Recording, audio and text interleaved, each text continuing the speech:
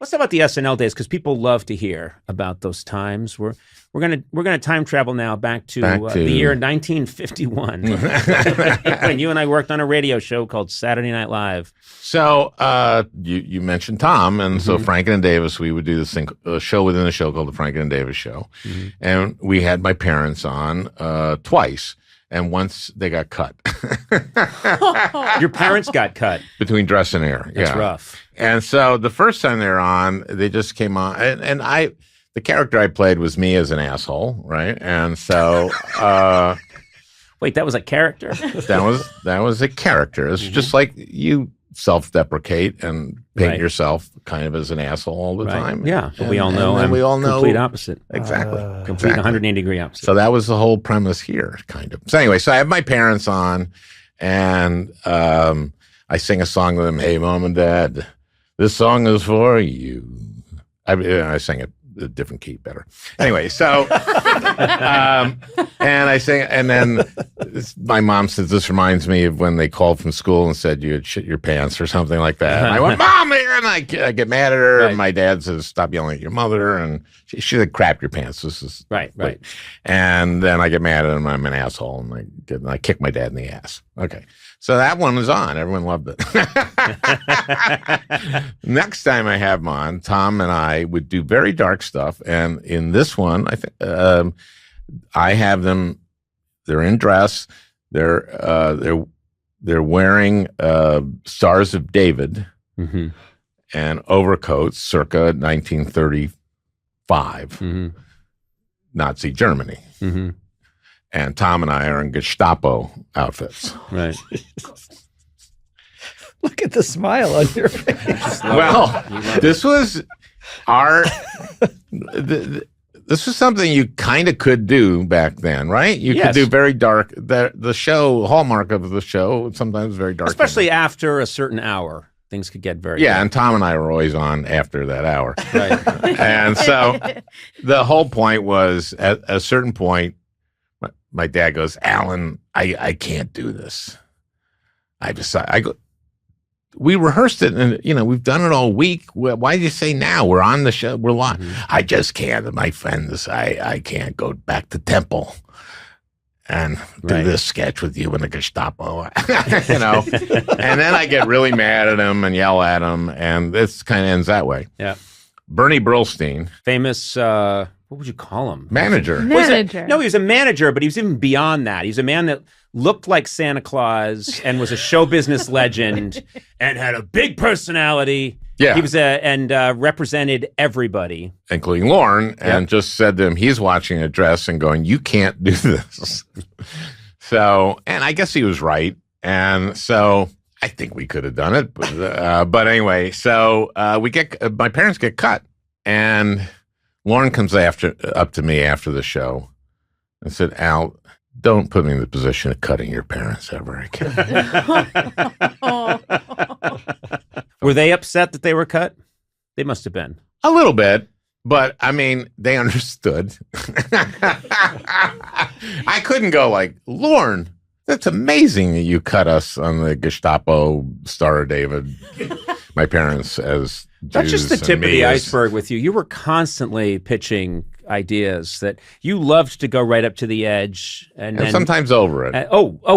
Yes. Miles and miles beyond. Were you always like that? Well, I think I just came of age during a period where very dark humor was about the opposite of it. In other words, that you were exploring really dark things in order to laugh at how awful they were. That's all. Yeah. Yeah, I went over a line at times. And were you on the show at Comedy Killers? Yeah. Okay, so this was Downey and I had this idea for Jim Downey, head writer, it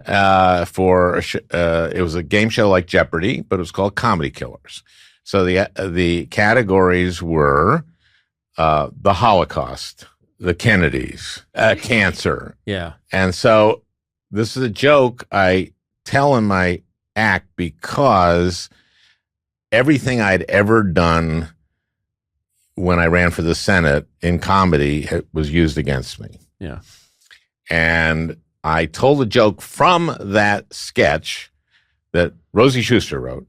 And it was, this would have been a bad gift for Anne Frank. Right. What is a drum set? Oh, God.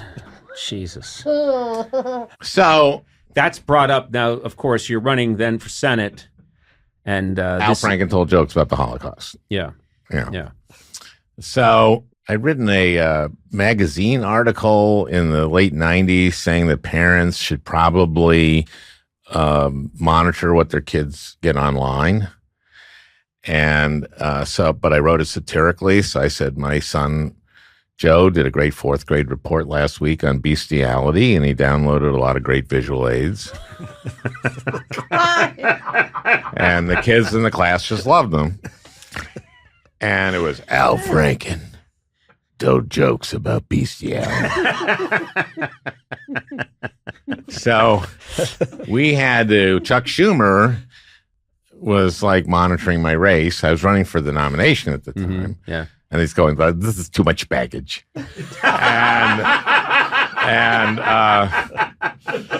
So my pulse, we had to do focus groups to see if this really was a problem and if we could, overcome it. And so she had the focus group in, and the first question she asked, if you knew that Al Franken told jokes about bestiality, would you be more likely to vote for him? And it turned out less likely. But we discovered that, if you explain things, that Minnesotans got irony, and they got, what satire was. And so it wasn't a real problem. And then I went out to show this great report saying it wasn't a problem to Harry Reid. Mm-hmm. And then he asked me, what joke did you tell about the Holocaust? And I said, well, okay, the joke was, I think a bad Hanukkah gift for Anne Frank would have been a drum set. And then Harry started shaking. And I start thinking, okay, this is either very good or very bad. Right. And he just thought it was the funniest joke he'd ever. So I was okay. Right. After that. But the best joke in Comedy Killers, the sketch you remember, was Final Comedy Killer, like Final Jeopardy. Mm-hmm. It was, the ding, ding, ding, ding, ding, ding, the long, was the biggest comedy killer of all time. Downey wrote this joke. Here it was. What was the assassination of Archduke Ferdinand? How did this sketch play in front of the audience? Great. Did it? Yeah. It was, what year was it? I don't know. It was in the 80s. I think probably 88. I think World War I was closer at that time. Yeah, people have forgotten. It was Archduke like, Ferdinand. 34 years closer or something, 35 years closer. So everyone was a big, that was terrible, that war.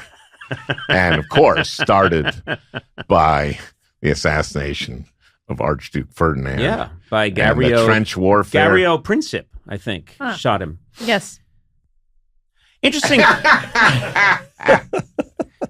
Archduke Ferdinand was on his way back. He was leaving Sarajevo. Are you doing a comedy killer? Yeah. Okay. He was leaving Sarajevo. His driver took a wrong turn. Really? And his car kind of stopped right in front of a cafe. Princip had his chance to shoot, the Archduke and hadn't done it. But suddenly he's sitting in a cafe consoling himself by having a cup of coffee when this car pulls up in front of that cafe, and who's in it but the Archduke and his wife. And he just puts his cup of coffee down and steps out and kills them both. What an insane coinkydink. Anywho, we were doing Comedy Killers, and I wanted to keep going with the Archduke Ferdinand. Well, that shows something. Nothing. What? What? I'm sorry. Why did he suddenly have the balls to do it? If he couldn't do it the first time. I think he wasn't able. I think there was. He didn't have a shot. Yeah, right? I think he didn't have a shot. He just couldn't do it. Not that he chickened out. No, I think his blood sugar was low. But then he had a donut and a cup of coffee, and then this guy in a big hat with ostrich feathers and medals pulls up right outside. He read his horoscope too, and it was in favor of it. Yeah. And the waiter said, "Oh, we're also serving gun today." I grabbed a gun and said, "I'll take one of those." And then the whole thing just came together beautifully. Okay. That's cool. We've known each other for a long time, and I've seen you through, I think, a dispassionate lens where I can say there was this period in the Senate where you needed to be serious. Yeah, they said, don't be funny. They said, don't be funny, and so... Don't be funny. Don't be funny on the floor. Right. Don't be funny in hearings. Don't be funny. Don't be funny. No jokes, no sarcasm, because the other side... whoever that is can take that out of context, just read it. Well, that was true. Of course, that was true. But it was also more, you won by 312 votes. Right. And people in Minnesota want to know that you're serious about this. Yeah. And I went, no shit. And I didn't really internalize it at first. So I tell the story, and first day I'm there, I get sworn in, go back to my office. First day in my office. I've never been, take the subway back to the office, go to the Hart building, get in my office. There's a sheet on my desk. And I learned that one of your duties as a senator is to write congratulatory notes to constituents. Mm-hmm. And this first note is to Ruth Anderson, who's turning 110. She's from Marshall, Minnesota. She's turning 110. So I've been told, don't be funny. So I get out my official stationery, use it for the first time. I write, Dear Ruth, you have a bright future. And then someone put that in the shredder. Close.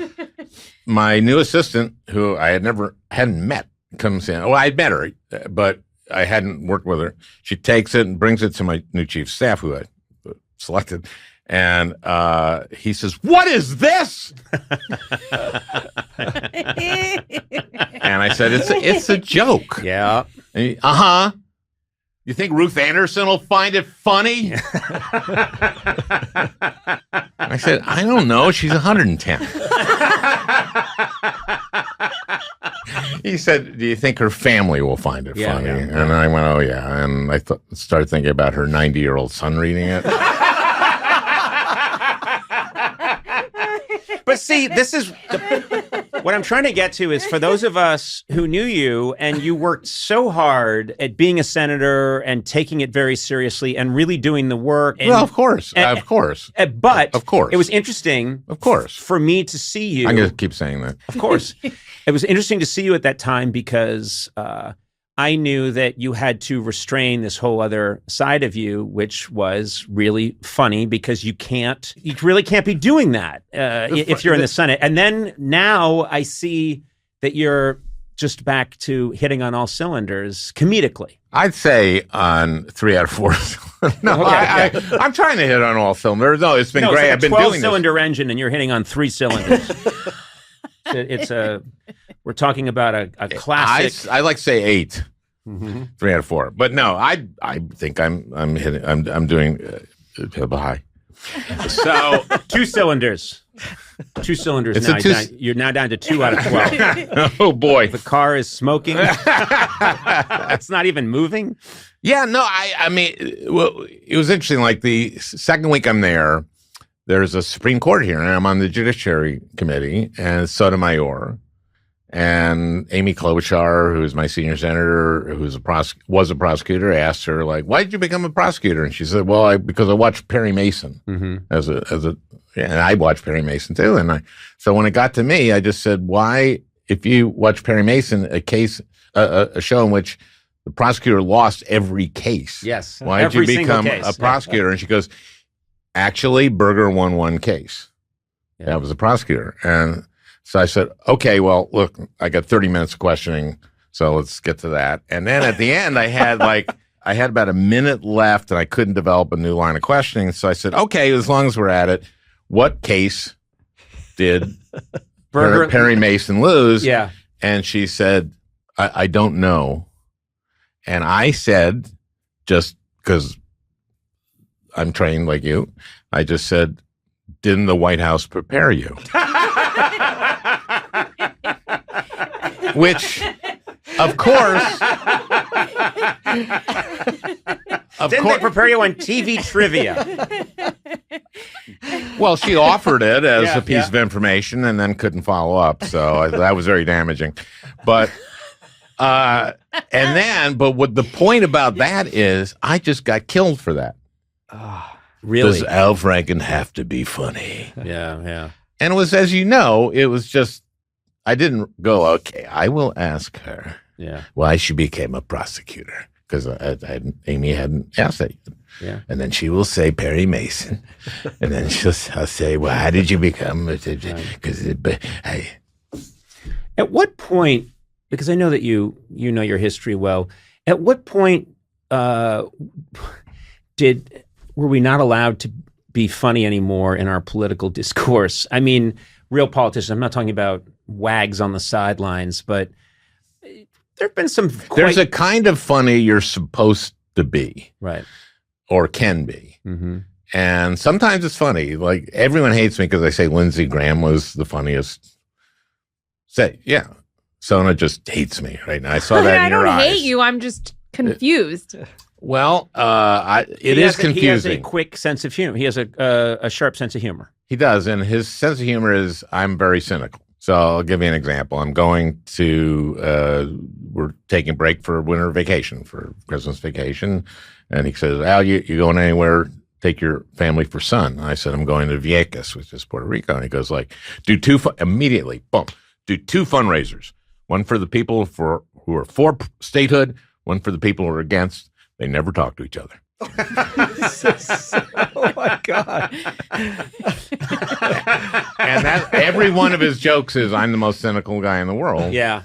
And he's proving that, actually. He has day proved in and day out. Now that you're doing stand-up, and I love the name of your tour, and I have it right here, and I'm gonna read it off this piece of paper. Because that's how I work. I like to include people in the process so they can see behind the scenes what's happening. You're touring the country, and the name of the tour is The Only Former U.S. Senator Currently on Tour. I love that. I wanted to say what it was. Are you talking about current events a lot in your stand-up, or are you talking about your years in the Senate? It's sort of biographical. So how I became, like Zelensky, right, is considered now probably the bravest person. And of course, comedian, bravest profession. Yeah, I believe so. Yeah. Yeah. Podcaster, maybe third. That sounds right. As profession. No. Yeah. But of comedians, Jewish comedians, the bravest. And then, the Irish, of course. And then Jewish brave. comedians who go into politics, like Zelensky, the bravest. Yeah. So then I talk about how I became one of basically the second bravest person in the world. So it's biographical, and then I get to me in the Senate, and I talk about those colleagues, and and then I go into some stuff that's happening now. Zelensky famously, Putin invades, and the United States reaches out and says, we can airlift you out of there right away. And he says, I need guns, not a ride. Such a cool line. Now, perfect. Al, you in that same situation, I see you fleeing with a suitcase.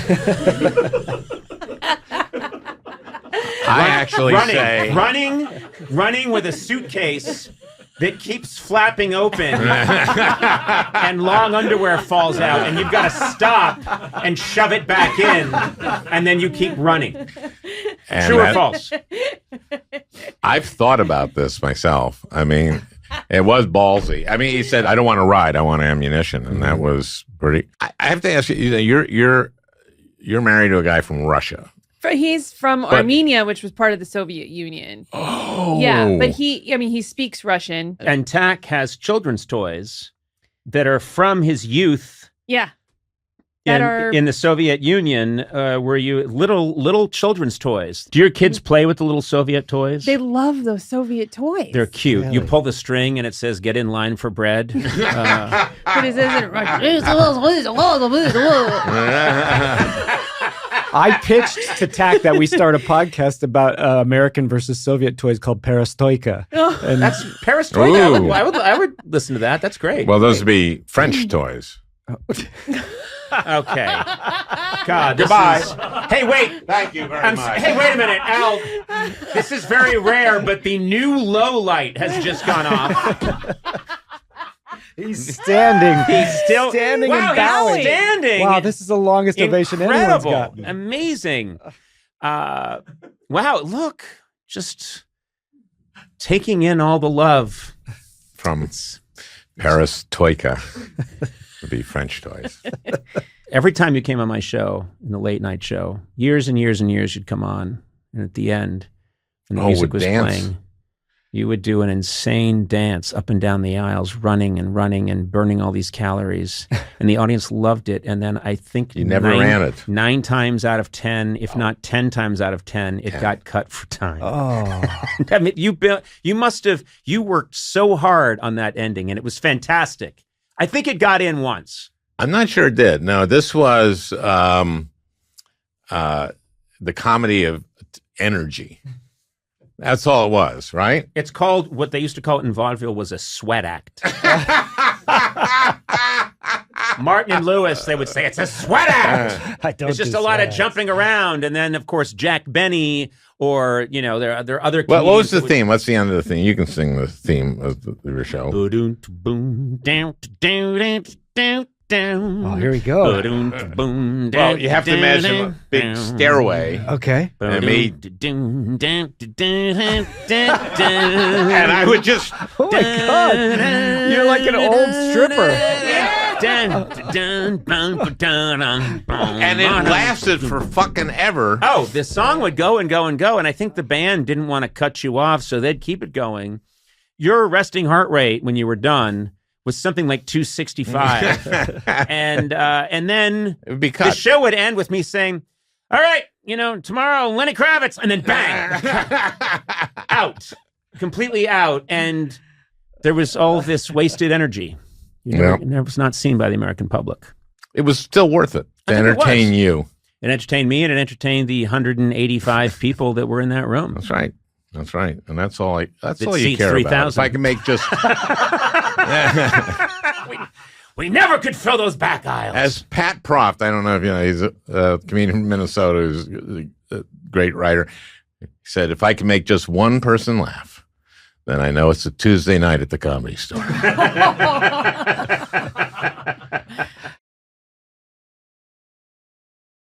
What's up? This is Mike Diamond, Mike D, and I feel optimistically uncertain about being Conan O'Brien's friend. I'm Adam Horovitz. Hi, my name is Adam Horovitz. That's what it says on the paper. AKA Ad Rock of the Beastie Boys, or just Beastie Boys. And I feel, I don't know, I feel like I'd be kind of bullshitting if I said, I mean, we've met before, but I certainly would like to be, but I'm not yet friends with Conan O'Brien. You're saying you're okay with the idea of us being friends? No, I mean, yeah, I have enough friends. Is that bad? It's kind of like I'm trying to sell you a Kia. I have a Kia. A used Kia that's not in great shape. I have a used Kia that's not in great shape. You have so yeah. But that would mean you wouldn't want another one. No. What about See, that's the problem. I'm trying to go How a little did I know higher. you had a Kia? I just knew it. I just like dirty Kia. That's me. When you say dirty, is there just a lot of crud inside the car? So gross. It's just, can I interject here? Sure, Mike. Please, sure. and you don't even have to ask. It's disgusting. It's like literally disgusting. Like old, caked up like old cereal and stuff inside. It's I don't gross. eat cereal in my car. I'm not an Well, animal. what is all that food crap? There's in there? other It's food, but I disgusting. don't like. I don't go to my car with a bowl of cereal. Guys, I was just crazy. back in Boston, and my older brother Neil, I went for a ride in his car. It's the dirtiest car I've seen. It had just crud caked on the inside, and at one point, there's a little panel that if you push, it opens up. It's not the glove compartment, but it's just for, I don't know, just some Tic Tacs, whatever you might want. I pushed on it, opened up, maybe 19 packets of ketchup from a fast food restaurant. And I said, what the fuck? And he went, It's nice. If you need ketchup, it's right there. and they're free when you go through a drive-through. Yeah. So is this the kind of animal you are? Can we like move on from this? I mean, geez, you guys. Okay, so How's you guys your are, day so far? So good. Can't complain. Yeah. Got some ketchup You're right. packets. We I'm have good. more important things Yeah. to talk about. We have met. You guys performed on my show in the past. You did an interview. I remember bumping into you a couple of times in New York. I was always super happy because I was a big fan of the music, but I also always found you guys, Beastie Boys, really funny. And that was in the music, it was in the videos. And I always thought that was kind of integral to what you were doing. Am I correct about that? Yeah. We talk about it, and I feel like actually it's a thing that I don't know. This is maybe dangerous territory here, but I think there's a lot of our audience that doesn't get that or hasn't at different points, different junctures over time. I don't see how that's possible because from the very beginning, when you guys first hit the scene, I remember thinking they're funny. Like your early videos, and this is years before I got a late night show. I remember thinking these are funny guys. They're New York funny. There's a quickness to them, and also there's a satirical edge to them right away. And I love the music, and I know we're here to talk about. It's 30 years since Ill Communication, which, by the way, I've been listening to in anticipation of you guys coming up and listening to it over and over again. Still holds up. Brilliant work. But even when I listen to that, I can hear the sense of humor in there. And am I wrong? It feels very New York. Well, yeah, we're from New York. We're from New York. Yeah. And Well, that's all the time we have. This is called where people We've are established. from. We've established good at that. this. All I do is geolocate people, and then we kind of wrap it That's up. But Thanks, New York, guys. we have Thanks. it. Okay. Blay, send this off to the printer. No So the problem. guy who doesn't know how a podcast works. Yeah, no, I we met in high school. We were friends.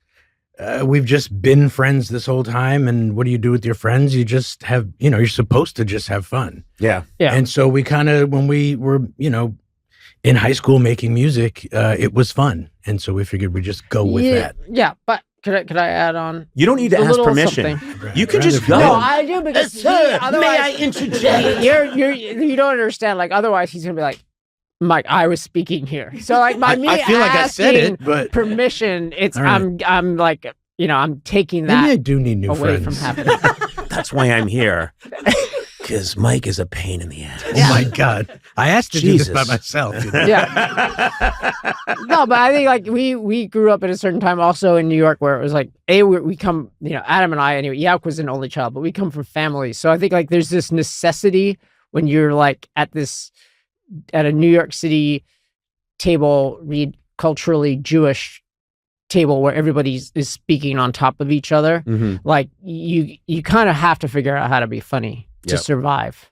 Otherwise, yeah, it's just your way. That is your dealing with the world. And then I think, I don't know, I remember from like a really young age, like we always, when we first became friends, like we all had Monty Python's Big Red Book, which was blue. The cover was blue. Yep. And that was like as important to us as like any punk rock record or something. You know what I mean? That was like a very high, that was like just something that was important. It was important to us to aspire to be funny like that. I always started out getting interested in music, through the Beatles as a kid. But I always remembered and then became crazily into their lore and learning everything about them. The thing I always remember is whenever you ask like George Martin or something, when he first met the Beatles, what grabbed you about them, he never said it was the music.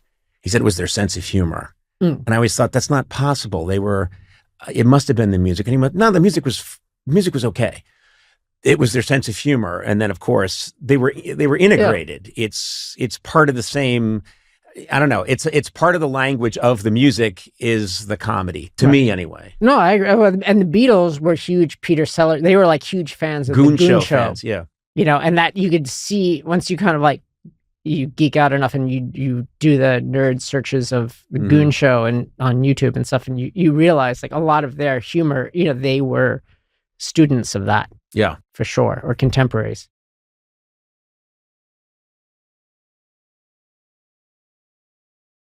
I've always had a memory because you guys have that line about never rock the mic with the pantyhose. Yeah. When I was on late night and there was a band setting up, who shall go unnamed just because I don't think anyone remembers them, but they had a hit that week. Wow. And they were setting up and we could watch them prepare on camera because the cameras were just on throughout 30 Rock.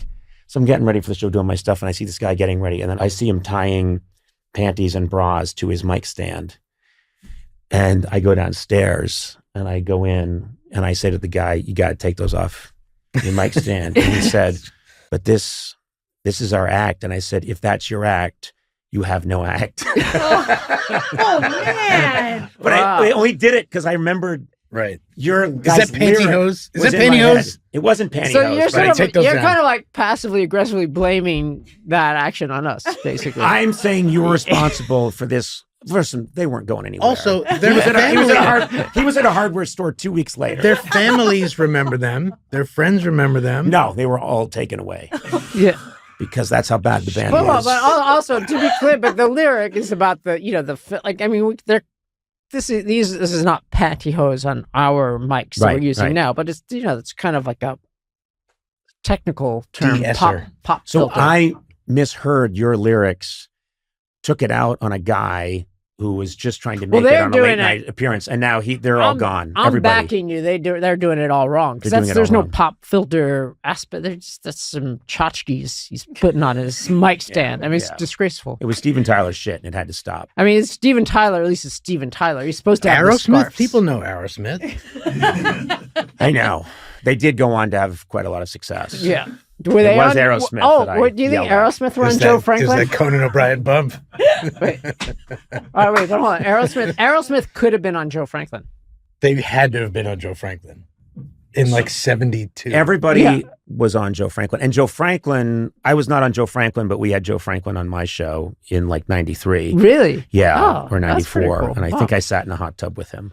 Wait, It's what? possible. In a hot tub. I'm going to ask Was listeners. he fully clothed or not? Well, I don't That's want to true. talk about it. Wasn't on the Personal. show. Yeah, He said he we're didn't shutting talk it about down. We're shutting it down. Okay, fair enough. I want to congratulate you both on this incredible run. Of being old. No, of just making it to this podcast. Okay. Of all the things you've achieved, you could we argue go. this is the acme of your career. It's a bookend. Joe Franklin. Not without, I don't want to get whatever sappy or anything, but when you go back and listen to the music, one of you is not here. Is it a joyous thing for you to hear, Adam, when you're listening to that music now? Is it ever rough to listen to him, or is enough time gone by where it's all good? It's Well- definitely not. Oh, sorry. Go ahead. Well, I'd say we probably didn't, neither of us listened to, not to burst the bubble. Well, we don't listen to we're not going to listen to, I mean, you go back and watch old episode of your That's show all I or do. The Simpsons or All at night, I wear a tattered wedding dress and just watch in my mansion. No, I don't. I don't. we're shocking. We're not the audience Yeah. for our own music, but no, I don't know. I think it's all of the above. I think enough time has gone. There was definitely a period of time where it just I couldn't even open up a computer music file, something that we are working on, because I would just get too sad. The process would bring me right back to making, because we really worked with Adam up to very close to the very, very end, because that's what made him happy. Mhm. So anyway, but I feel like that time has sort of worked its way through, and then there's times like I'll hear something and be like, oh yeah, oh, like the rest is like when because now I think once in a while like our things will get licensed to like I don't we'll give a sync license to like Mario Brothers or something, so you'll be like on an airplane or something, and that will you'll have forgotten, or at least at my point of aging, I'll have forgotten that we've licensed that song, and then the thing will come on the airplane. I'll be like, oh yeah, oh, that's kind of it's sort of actually nice. Beastie Boys music in a good way it's out there. It's you're going to hear it. It's not. It's you don't have to go looking for it to hear it in the best way. So I'm just curious if that when you hear your own music, is it evocative of anything, or do you just think like, yep, that was then, this is now? Well, two things. For me, I feel very similar. It was very hard at first because not only, did we record all the music together with Adam, but we were also, best friends for decades. And so we were together every day. And so when you lose a friend like that, it's really, really hard. And, not everybody has a friend who's like a musician whose voice you hear every day. It was hard. Mm-hmm. It's definitely less shitty now. Right. But the thing about us hearing our music, like for me, hearing the music, the whole thing is weird. Do you know what I mean? That anybody likes our band, that we've played at Madison Square Garden, or that we have platinum records, or that people want to listen to it. The whole platinum records that are not our records. Multiple platinum records. The whole thing is weird. Do you know what I mean? Yeah. So when you hear it in a movie or you hear it from a car or something, it's very weird. Still, I don't think it'll always be weird. I think that's healthy. Because it is miraculous. Anything like that is miraculous. And to get to a point where it's like, but of course, for we are the Beastie Boys. It's just like therein lies we're madness. Also not like, we don't know how to make songs. That's the other thing. Yeah. Is we don't know how to like craft a perfect song and write a good melody that brings you in with like the pre-chorus into the chorus with the vamp and the thing. We don't actually know how to do that. So what you're saying, Adam, is you might have been like a potential Hunts Hall, but you were We've been bullshitting this whole time. But you were no Linda Perry. I am Hunts Hall, not Linda Perry. Yeah. Well, congrats on the 30th anniversary. Yes. Oh wait, no, I have a question though. So I mean, because you're not allowed to ask me questions. That's not how this works. Yeah, go ahead. No, but I just think it's funny. Like what Adam's saying, like I really think did resonate with all three of us, even when Yak was alive. Of just that we felt like. How does this work that we're just basically making these inside jokes and that it actually other people get let in, right? It's sort of miraculous that other people could even appreciate them. But when you're crafting a bit on whatever level, whether you're writing for somebody else or your own, but anyway, yeah. But all right. But no, what writing. But just do you feel the same way that like, oh, this is just something we thought was funny to us? Like, I can't believe that it's going out on there and people think most it's of my career has been, all of my career, I think, has been me thinking of things that I think might make one of my other comedy people laugh. And then later on, someone's talking to you about it because they saw it on television or it meant something to them. And I still find that crazy. It's just, we're all getting away with highway robbery. We're having fun and making things that delight ourselves, and then it's a thing, and so it's nice. I think I'll always be more fascinated by your side of the business, by music, because I try to understand it, but I don't. It's not in me. I like to play it. I like to play at it, but to create music on the level that you guys did is mysterious to me and really endlessly fascinating. And every comedian I know secretly wishes that they were in a group and they were making music and playing Madison Square Garden. No, but there is a huge comedy music crossover appreciation. Like when that last video that we did that Yauk directed for Make Some Noise, and we had. For some reason you weren't in it, but we had basically every sounds like you were close, but we had every comedian alive was in the commissary. In it. I remember me insinuating. And I don't mean that as a shot. No. I think it was shot on the Warner Brothers lot, and I'm talking. I was talking to Yalk, and it would have been so easy for him to say, "Hey, Conan, do you want to hop in? You got 5 minutes." I mean, and I think he had a camera rolling. Yeah, I mean, he's like, I remember him pushing me out of the way of the camera. He actively avoided asking you to be in it. He leaned against me to push me out of the way of the camera. No. Yeah. He was like, Will Ferrell. He was like, Will Ferrell, right? Yeah. Oh, no, I mean, he just happens to be here. Yeah. He's not. No, he wanted my Rolodex. Is what he wanted. But no, there is a funny crossover, and I think that's why I always think. When I would see you guys, I would think, oh, to make music that everyone wants to sing along to, but also get to be funny at the same time as you guys were. It was like, that'd be fun. But no, I'm here with you, Sona. I'm sorry. Yeah. Yeah. No, I love it. Oh, okay, that's Right. nice. Yeah. This Not is you fun. specifically, but, This. but I love the process. That's okay. Guys, I'm going to wrap it up just because I'm not getting paid. It has been 30 Yeah, years. where are the sponsorship breaks? Like, where are the? We don't do those here. That's Like the- I won't like- have. That's dirty Like, linen. where's the ads for Casper medicinal mattresses and stuff? marijuana and stuff? Like, where? We used to have really fun ads, and then this is like a crazy humble brag, but at the beginning, and then this thing got big where the ads now are all for like legitimate, boring companies. It used to be for like fracture prints, which turned photographs into glass, and I had more fun doing those ads. Yeah. And then it became, American Express, and you're like, that's no fun. Magoosh. Magoosh was fun. Yeah. Yeah. it's Please, okay. I don't want to waste What's their time. Magoosh? I don't really remember what it was, but he just kept. The name of the company was Magoosh, and you just kept screaming. Okay, please. Sorry. Now please. We don't want them to get into the Magoosh thing. Guys, You can't call me a magoosh. It's a magoosh. I'm a Magoosh. You're a Magoosh. I don't remember what Magoosh did. Gentlemen, I thank you for being here. It was really nice having you, and I wish you both well. Please come back if you ever can, Thank you. because you're super smart, funny, gifted people, and it's nice to hang with you, and I appreciate it. Like I said before, we don't have jobs, so we're around. You're welcome to work here if you like. Well, let's not get crazy. It's just nice, it's nice to be here.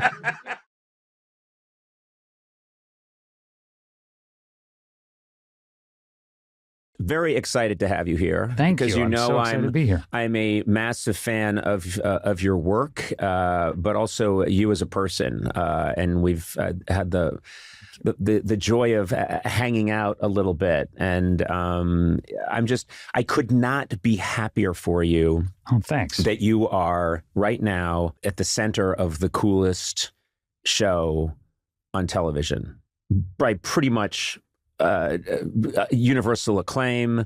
Everyone's been waiting on the second season. It shows up. It was appointment television for my son, my wife, and I. We sat down, loving it. We debate it. It is beautifully made. You're killing it, and I'm happy for you. Thank you, Conan. I Thank wish you. it were me? Yes, I do. Sure, I understand. Do I feel that maybe there was a chance that I'd get that part?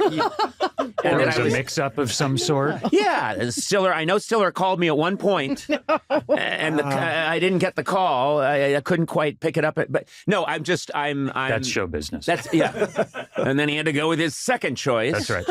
Adam Scott. That's right. What the fuck?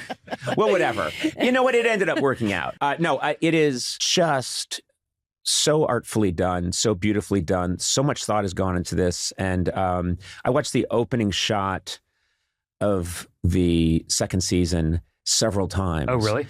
Because I'm not giving anything away, Yeah. but the opening shot of the second season, you are running down this hallway that just doesn't end. Yeah. And there's something about the way it's shot. I don't know what it is. I've watched a lot of film. I've watched a lot of television. And I have never seen anything quite like it. And I can't put my finger on what's happening there. Yeah. But it is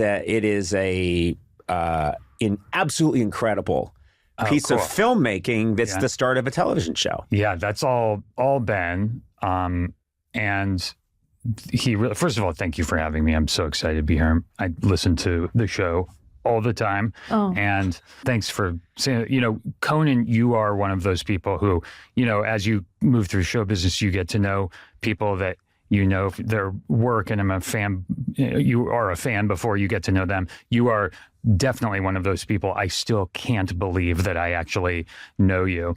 And I know there are a lot of us who feel that way. Oh, that's... So thank you, and thanks for having me.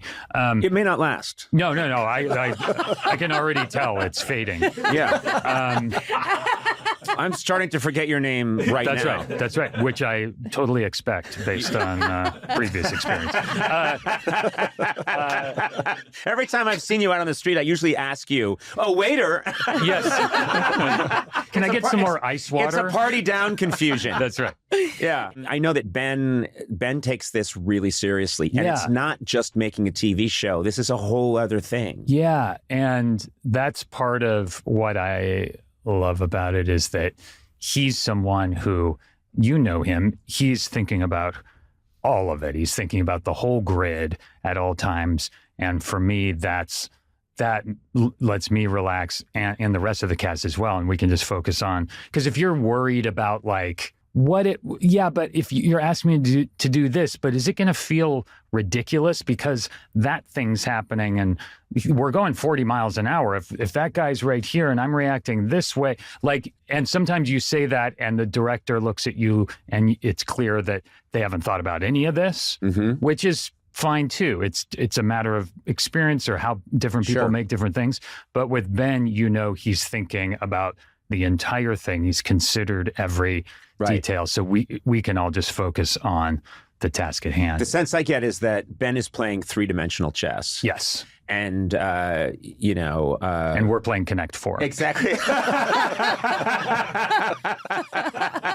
And I'll ask him a question. You'll be like, do not worry. He's seeing like his 9-dimensional chessboard. But it's interesting to me that looking at the whole span of your career, this is quite a different gig. Yeah. First of all, I know it took you a while. Talk about paying your dues. You paid your dues for a long time. It took you a long time to find your footing, catch your break. And then it was really in, starting out in like background work. Weren't you doing background work? Yeah, for a Tia Carrere music video. That was one of my many background That was gigs. you? Yeah. I know. You were the best part. I know. You guys probably all recognized me when I walked in. Yeah. Guy with beret, I believe is how they referred to me. For real? You were wearing a beret for real? My own. I can't find it anywhere. I really have looked. It was fall of 93 and I had a beret and I thought it was great. And I wore it all the time. And I definitely wore it to the filming of the Tia Carrere video. So I would love to try and find it. I don't even know if I appear. I have to say, I don't know if you guys do this. And you might do it because this used to be your profession. I look at background people sometimes in scenes. And if I don't find the scene particularly riveting, I really do look at the background people. 100%. And I'm usually impressed. Yeah. Like they're in it. Yeah. They're both not talking at the same time, even though. Right. And then every now and then there's someone who's just too happy about having a cup of coffee. Yes. Or having a conversation where they're like, Yes. Just take it down a notch. Yes. Yeah. Or wearing a beret. You're wearing a beret. Anything to get noticed. Oh, but then when your breaks start to come, it's very much ensemble work. Yeah. And you are in an ensemble now, but you are the face of the show. Yeah. So this is, there must be something kind of comforting about ensemble work. Yeah. Clearly, working on something like Party Down, you're just working with these wonderful improvised. What a cast! It's incredible. Yeah, I'm feeling like you're just ensconced in this and Parks and Rec too, just being part of this crew. That Amy was really leading, but comforting is a perfect word for it. And it's part of why I was so freaked out when Severance first came out a few years ago. It's like suddenly the billboards went up and it was my face around town. And it should have been like this big, happy, monumental moment that I've been waiting for 30 years. But it just freaked me out. And Ben sort of talked me down because he's certainly been through it. Just because at that point, we made the show in a bubble and no one had seen it and we loved it, but had no clue if anyone would like it or if people would just make fun of us. Like, you just don't know at all other than your own barometer. And we thought it was cool, but man, you have zero sense of how it's going to be received. So it could have been this big embarrassing thing. Anyway, when you're kind of out front, it's frightening, and then also rewarding when you're doing something that you feel good about. Yes. You know? I've said this for many years, and I don't think most people would understand it. I think the assumption is if you're working on something cool that's going to be iconic, everyone knows it as they're working on it. And that is not the case. No. And I've always said it takes a lot of very talented people working very hard to make something terrible. Yeah. It's why I get very impatient around Oscar season. There are all these reviews of movies, and a lot of them are really brilliant movies, and they'll say, yeah, but then they really blew it in that one part. Right. And I'll be thinking, do you know how hard it is just to make a movie, I know. let alone a great movie? Yeah. But there's that one part in The Brutalist where they kind of miss the mark a little bit. People become just film historians when Oscar season comes around. They get very, very persnickety. And also all the time it takes. I think that was part of why we were also afraid of it landing with a thud, is that it was so hard to make and took so long that it would have been a bummer. But anything that comes out and doesn't quite work, people were working on it for a few years. It's always one thing geeking out about Severance, the visuals, the way it's shot, the colors. There's all this thought going into stuff. The machines they use are oddly out of time.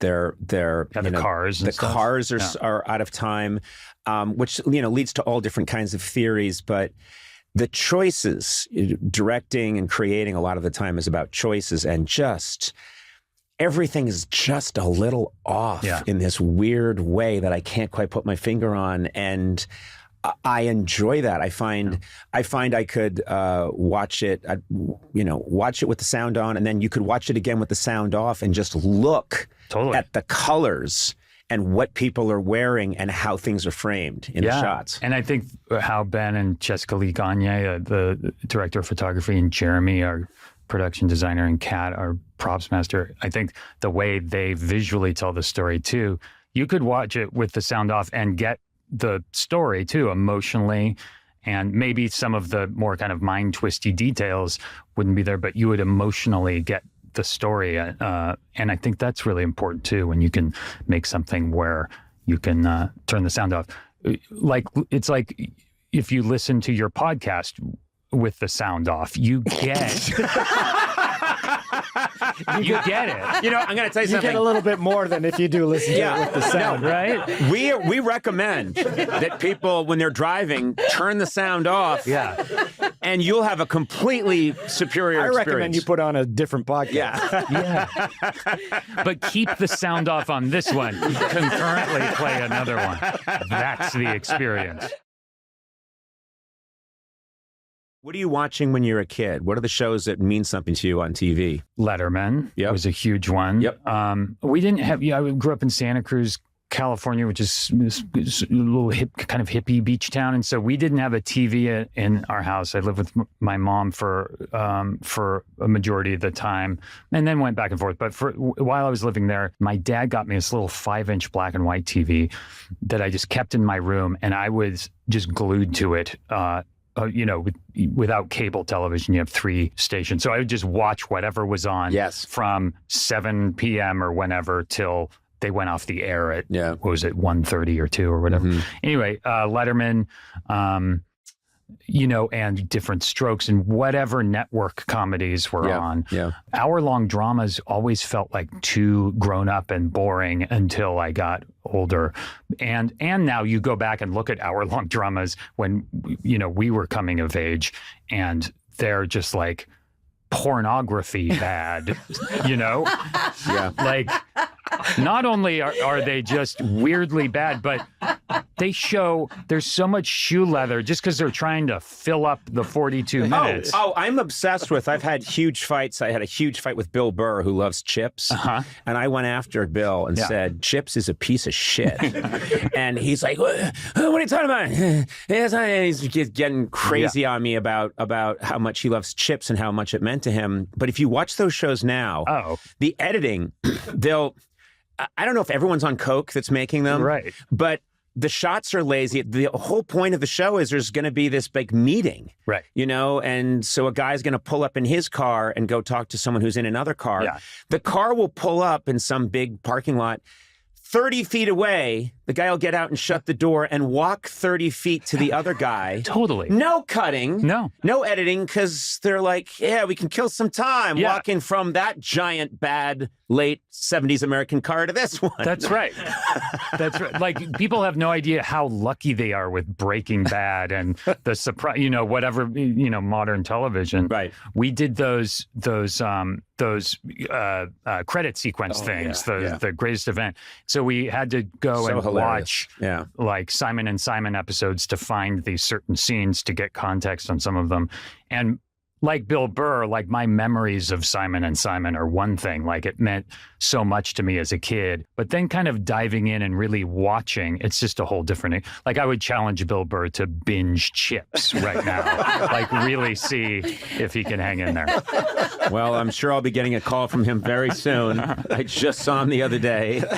We had a lovely meal, and now he's going to feel like I betrayed him. I think we are in TV's golden age. I keep saying that it's just because clearly the whole business changed, but what you're describing, and now we sound like the two old men on the Muppet Show in the balcony. But you watched what was on, right? And you had an awareness sometimes this doesn't seem that good, right? But it was all there was. Yeah, there's 3 networks, and also there's what comes in, meaning.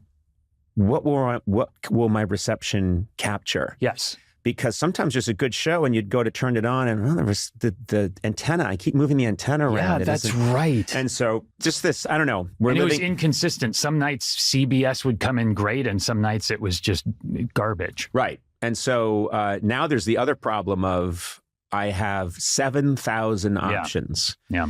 And yes, there are some very obvious choices I can make. Yeah.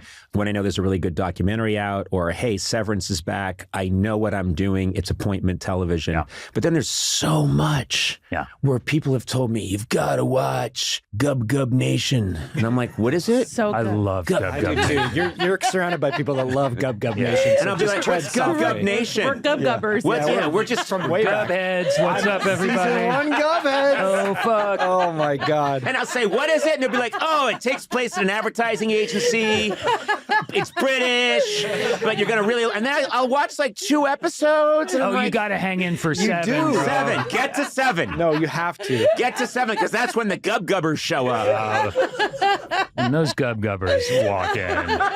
Lights out. The episode with the landslide. Oh, boo.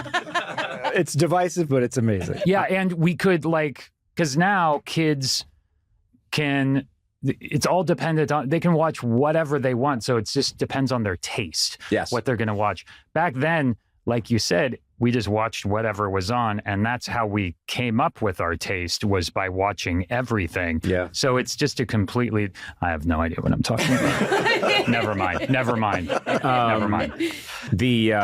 I remember my writing partner, when I came out to LA for the first time, Greg Daniels, of course, the great Greg Daniels, he and I came out here and we're both 22 years old. There wasn't that much television. There was just, as I said, a couple of networks and a couple of big sitcoms and some dramas. And so you'd seen everything. There was no such thing as a show that you had never heard of, because there aren't that many shows. Yeah. So I remember once Greg and I are working late, and I think we were over at Sunset Gower Studios, which isn't too far from where we are now. And we're these like wide-eyed 22-year-old guys right out of college, and we're working on this show called Not Necessarily the News. But then we're also wandering around because we're like, wow, this is where they make television. Yeah. and we wandered onto, oh my God, this is the set where they make Benson. Whoa. And Benson with Robert Guillaume. They were still making it? I think they were still making it. And this would be 1985. Yeah. And I'm seeing an actual, this is the governor's mansion where Benson lives. And what? That's it. And it's, all the lights are kind of down. There's a couple of lights on, but there's like cloth over things. They put the things, the sheets over the furniture. And we're wandering in, and Greg and I mean, it's so funny now. Greg has made so much iconic TV, but I remember very clearly him being like, wow. Yeah. And I'm like, yeah. And then we walk in and we get up close and we look. And we're looking at the actual like vase and table. Yeah. And it's supposed to be a rich like governor's mansion. Yeah. And it looks like shit. Yeah. It's like, because fake. It's all fake and it's all slapped on kind of fake gold paint. And that's the vase looks like it cost $2. And I remembered having this revelation of, it's all a lie, man. Yeah. Totally. Benson's mansion sucks. Yeah. What is this? You know, and then having that realization over and over and over again whenever I was on a set and sitting down and like, this is the chair where the girls on Facts of Life sit? Wow. How much time did you get to spend on the Facts of Life set? I know. I used to go over there a lot. Hang out in the chair. That sounds so creepy. The chair. Did you know where the chair is from The Facts chair? of Life? Where the ladies sit? All of them at the same time? There's that one scene. No, I don't. Which one does Mrs. Garrett sit in? Just point me in the general direction. Yeah.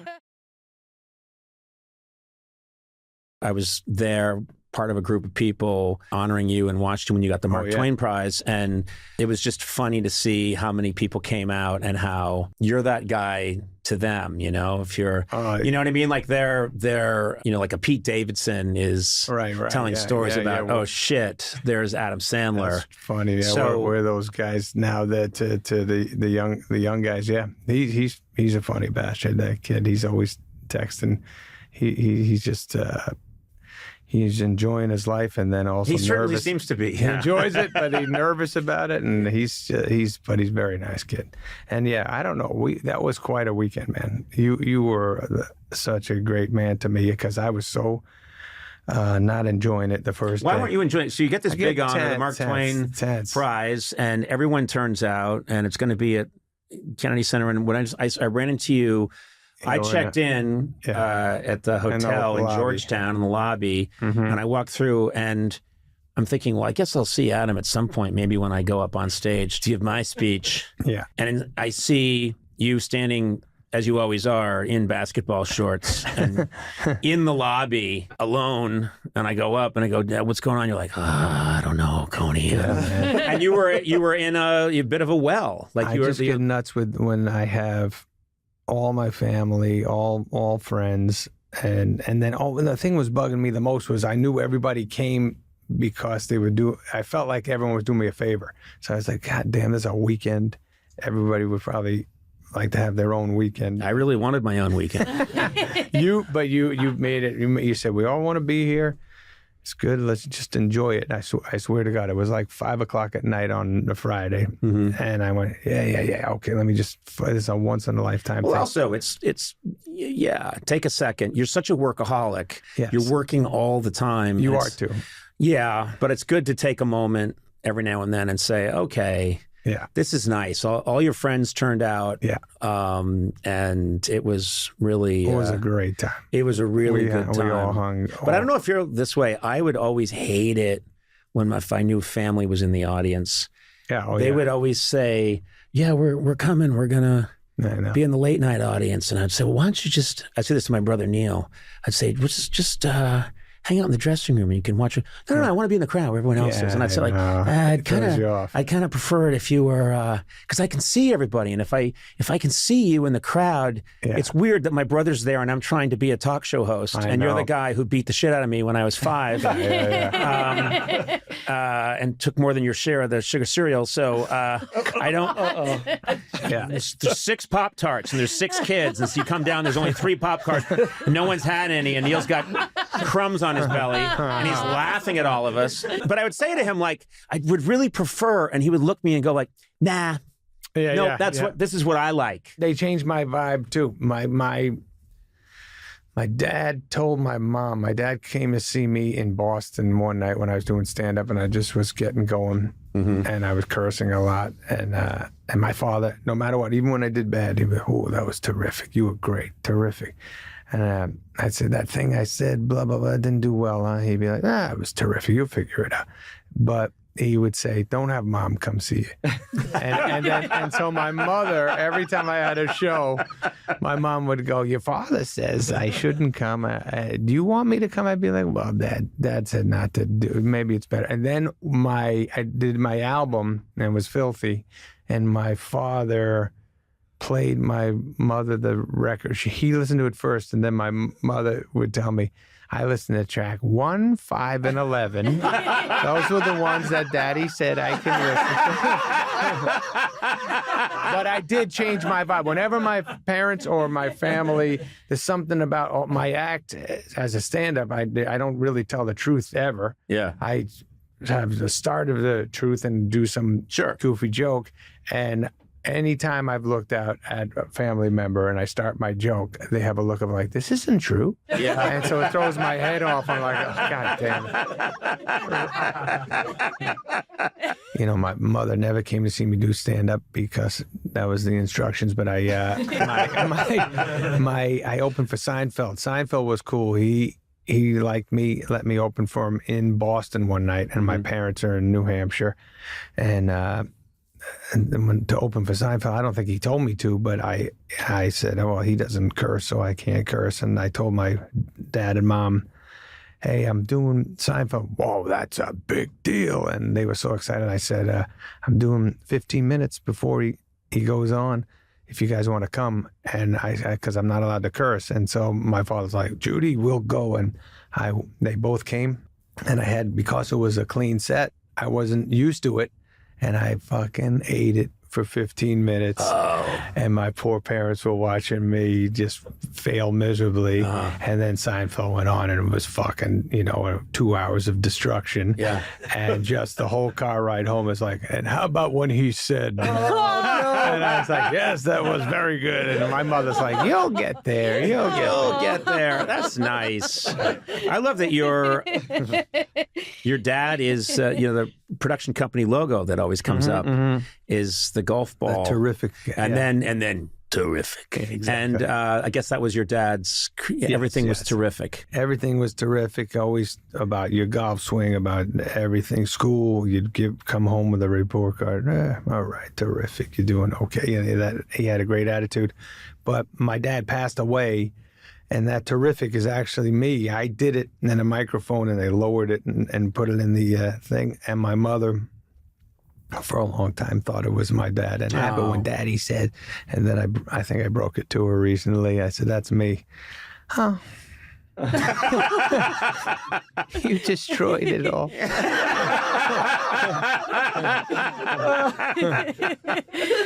don't know. I liked hanging out with your mom and your sister, and it was just my two sisters. Your two sisters. That's right. Yeah. How about when my sister took over the speech the first night? There's a night before at the when you get the Twain Award. There's a night before. They have another night, and your sister came out and did a set. She did a 20-minute hit. Yeah, and she took over. She made me sit down on stage. Yeah, she said, "Get up here," and made you sit, and there was nothing you could do. Your sister was in.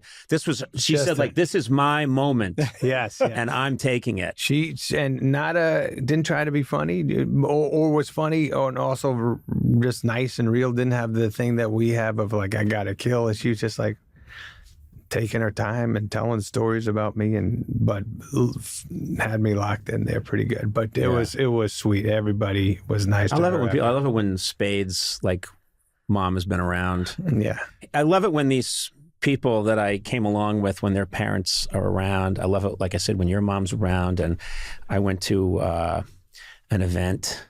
And it was an event that you were throwing for, I think it was one of your daughter's bar mitzvah. Oh, yeah, the bat mitzvah. Bat mitzvah. Yeah. And I'm sitting at a table with David Spade's on one side, his mom's on the other side, and sitting across the table from us is Dustin Hoffman. Oh, that's right. And she leans over to me and she says, Conan, that's Dustin Hoffman. And I want to go say hi to him. I love Dustin Hoffman.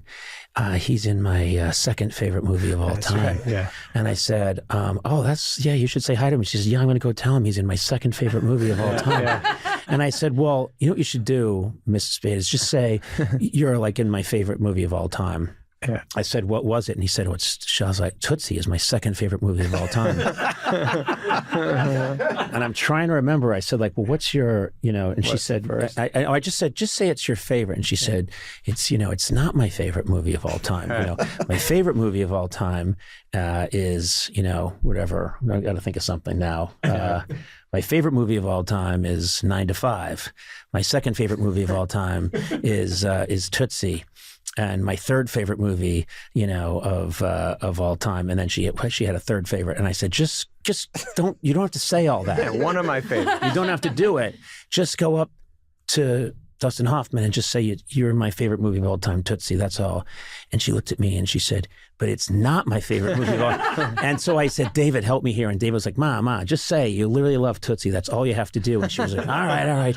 So she goes around and there's all this music playing because it's a bat mitzvah. And I see her walk around and she goes up to Dustin Hoffman and then she starts talking and then she holds up 3 fingers.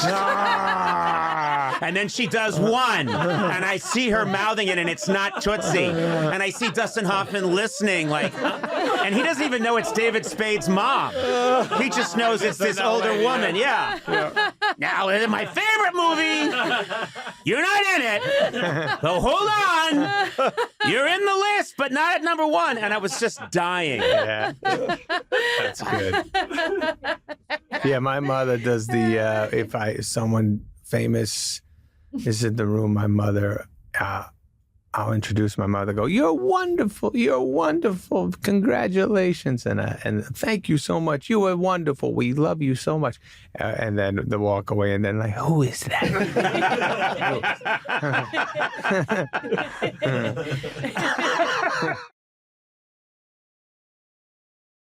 It's amazing the vantage point I've had, meeting you that first day you showed up at SNL, and then just seeing this body of work that you've made, which is so varied that when people come up to you and they're touched by something you did or they love something you did, there's a lot of people who they know what's coming. Yeah, you like that one movie. But for you, you never know what it's going to be because you've done so much. You've done so much stuff that's affected people in different ways. Yeah. I mean, shit, the latest Leo movie. Leo is Smigel. Yeah. My daughter's obsessed. Oh, yeah? She loves that. And it's such a good movie because I've watched it with her 3 times now. That's fantastic. Yeah, it's like a joke bag. Feels great. Bill Burr, Smigel crushed it. But also, I'm so happy. That I also love, too, that the voice you did in Leo. Oh, Bernie. We all know it's... my former representation, your former Bernie Brillstein, had this just unbelievable voice. I mean, first of all, he looked. You used to do him. You and Smiley used to do him talking about your Adam West. Yeah. He's and you do Sandy better than everybody. But this was this great. I mean, Bernie Brillstein was this iconic figure, and they don't make him like that anymore. Right. And he wore all black. He was very heavy guy with a big white beard, and he looked like a Jewish Santa Claus with a wearing, and he'd wear dark, and he'd say it's slimming. Well, apparently it's not. But he was a real character, and then everyone did a Bernie Brillstein impression, and but you took that voice and then changed it. Yeah. And if you had told me this massive hit movie, Leo, is coming out, and kids are going to love it, and it's going to be an instant classic, and the main character is the voice of Bernie Brillstein. That was... I'd have said... Do you remember that you guys, I think Smigel used to do Bernie if he was a cannibal? No. He used to go, he'd be giving advice and be like, you have to tell Paramount Fictions. Yeah, whatever he'd be saying. They'd be like, you have a wonderful hand. Let me feel that hand for a It's such a specific. I love a really specific impression. Yeah. That was good. That the kids coming up and talking about that, fantastic feeling. And then you have this. I just watched it last night. You got the Spaceman, which is I really loved it, and it's quite different from other work that you've done, and it's got a great premise. I don't know how much I want to say to give anything away, but it's someone who's about as far away from Earth as you can get, right? Who gets some upsetting news and feels like something in his relationship with his wife has gone wrong, and you're literally on the other side of Jupiter. Yes. And then there's this element that comes into the movie that is really fantastic, and you don't expect it. And I thought it was a beautiful movie. That's cool. Really did. Great. Yes. It's this director, great guy, Johan Renck, just a great person. You would love him. From Sweden. He directed Bowie's last video. He's like really cool bass. I love that video, by the way. I've seen that. I love that video. That's cool. It looks cool as it. Bowie, he has great stories about Bowie, and he did Madonna and just cool stuff. And he was a singer himself, and he gave me the script and said, and it was very different, and this guy's visually makes cool shit and let me be in it, and I love it. I like it. You're in this enviable position where you can do whatever you want. You can decide, I'm going to do an Uncut Gems and work with the Safdies before that was even a thing, and I think you can you can make a Leo, then you can come out with Spaceman, which is very much got like a 2001 vibe and has a lot of different darker textures in it. And I think, okay, this is this amazing place to be in right now, where you can be as goofy as you want. Yeah. And then I did get lucky there. I don't know I don't know what I'm supposed to do half the time. I'm like, shit, I got to make a movie. I want to make a movie. I love making them.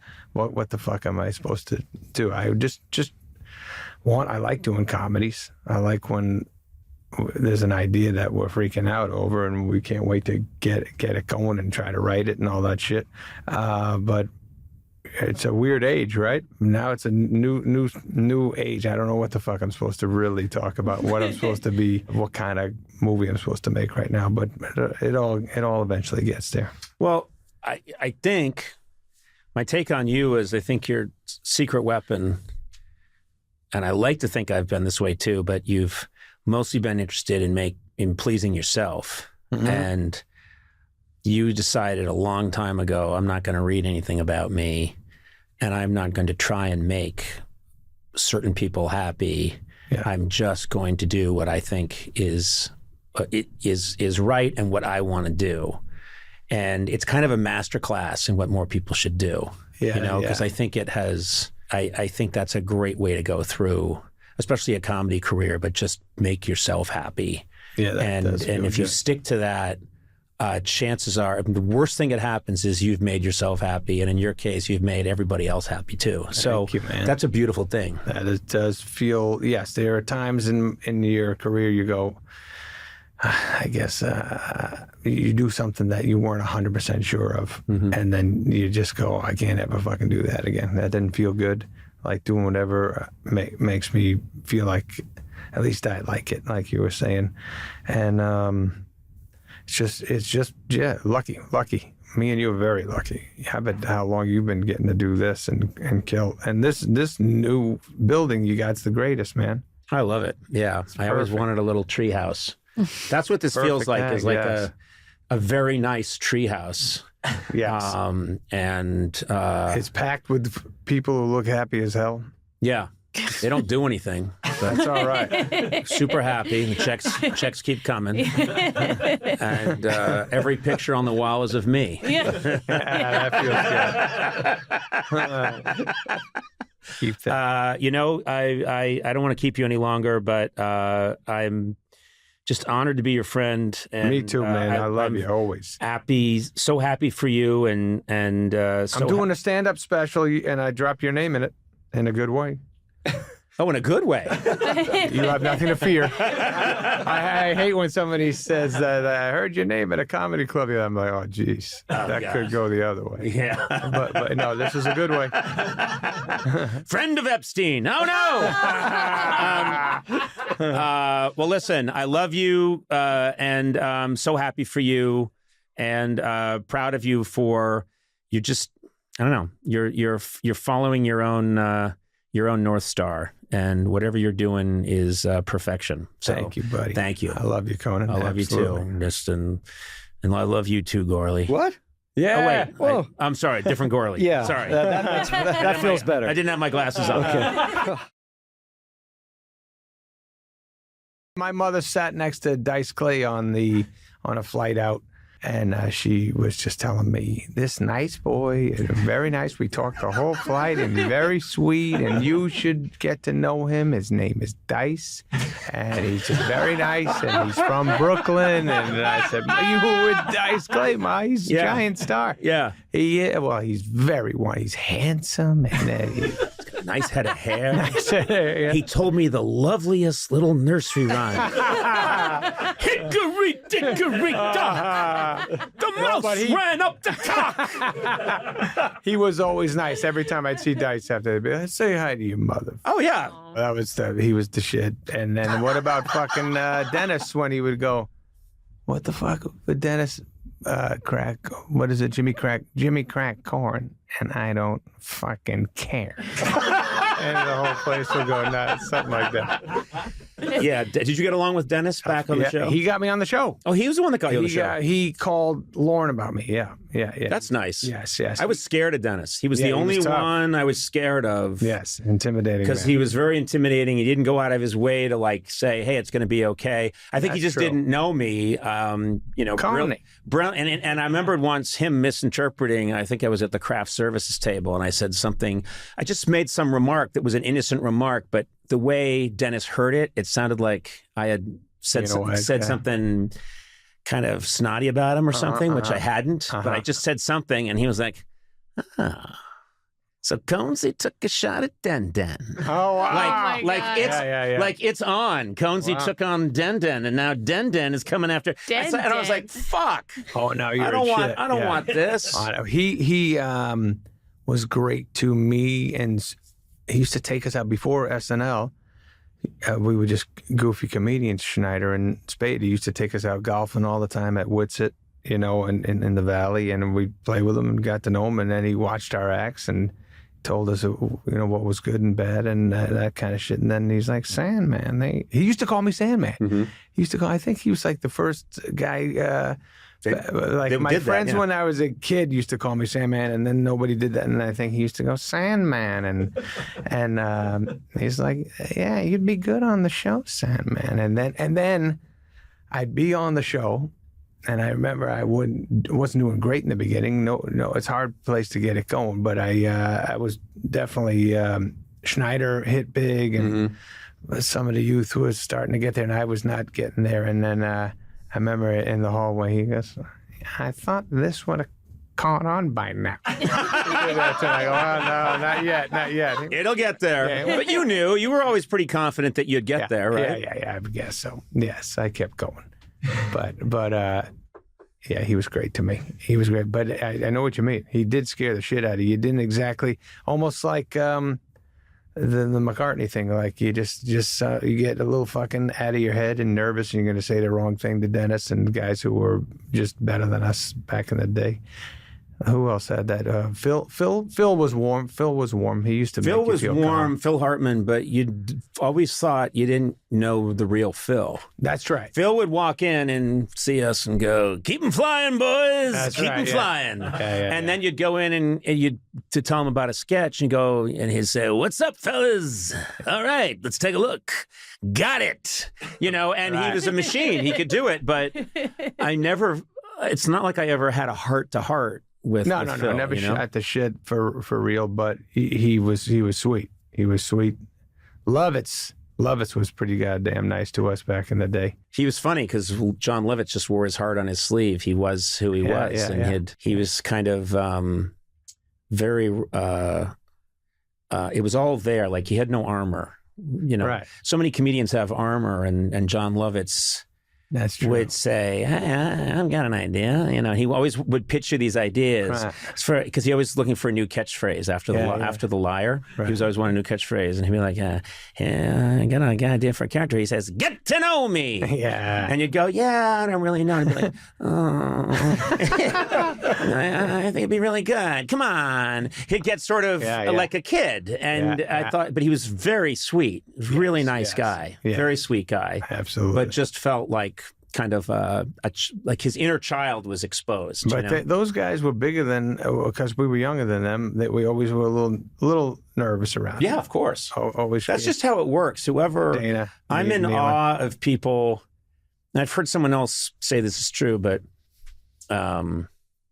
people that were on TV when I was a kid are just always, they're all dying now, but if they were on television or in the movies when I was a kid, I'm in complete awe of them. Oh, yeah. And then we owe something to them. Yeah. And also we saw them when we were, you in New Hampshire, me in Massachusetts, watching a black and white TV that doesn't work great. And I'm sitting on the floor and I'm with all my family and they were on top of the mountain and you just felt like, well, what am I? I'm nothing. Sure. And so what I've found is that people can be absolute icons, make the biggest stars in the world.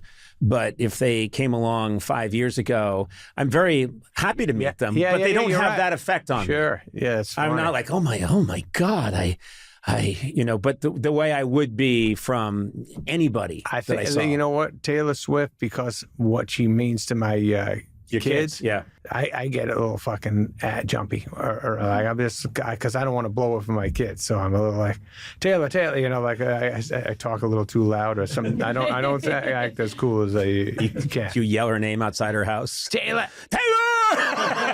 talk to me, speak to me. Yeah, I can see that. Yeah, she's.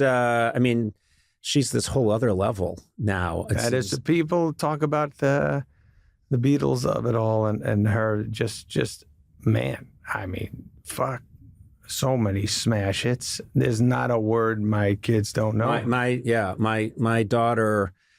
It means so much. I know them too, by the way, but they know them inside and out. But it's just remember the Beatles. Every fucking song on the record you knew. That's Taylor Swift too.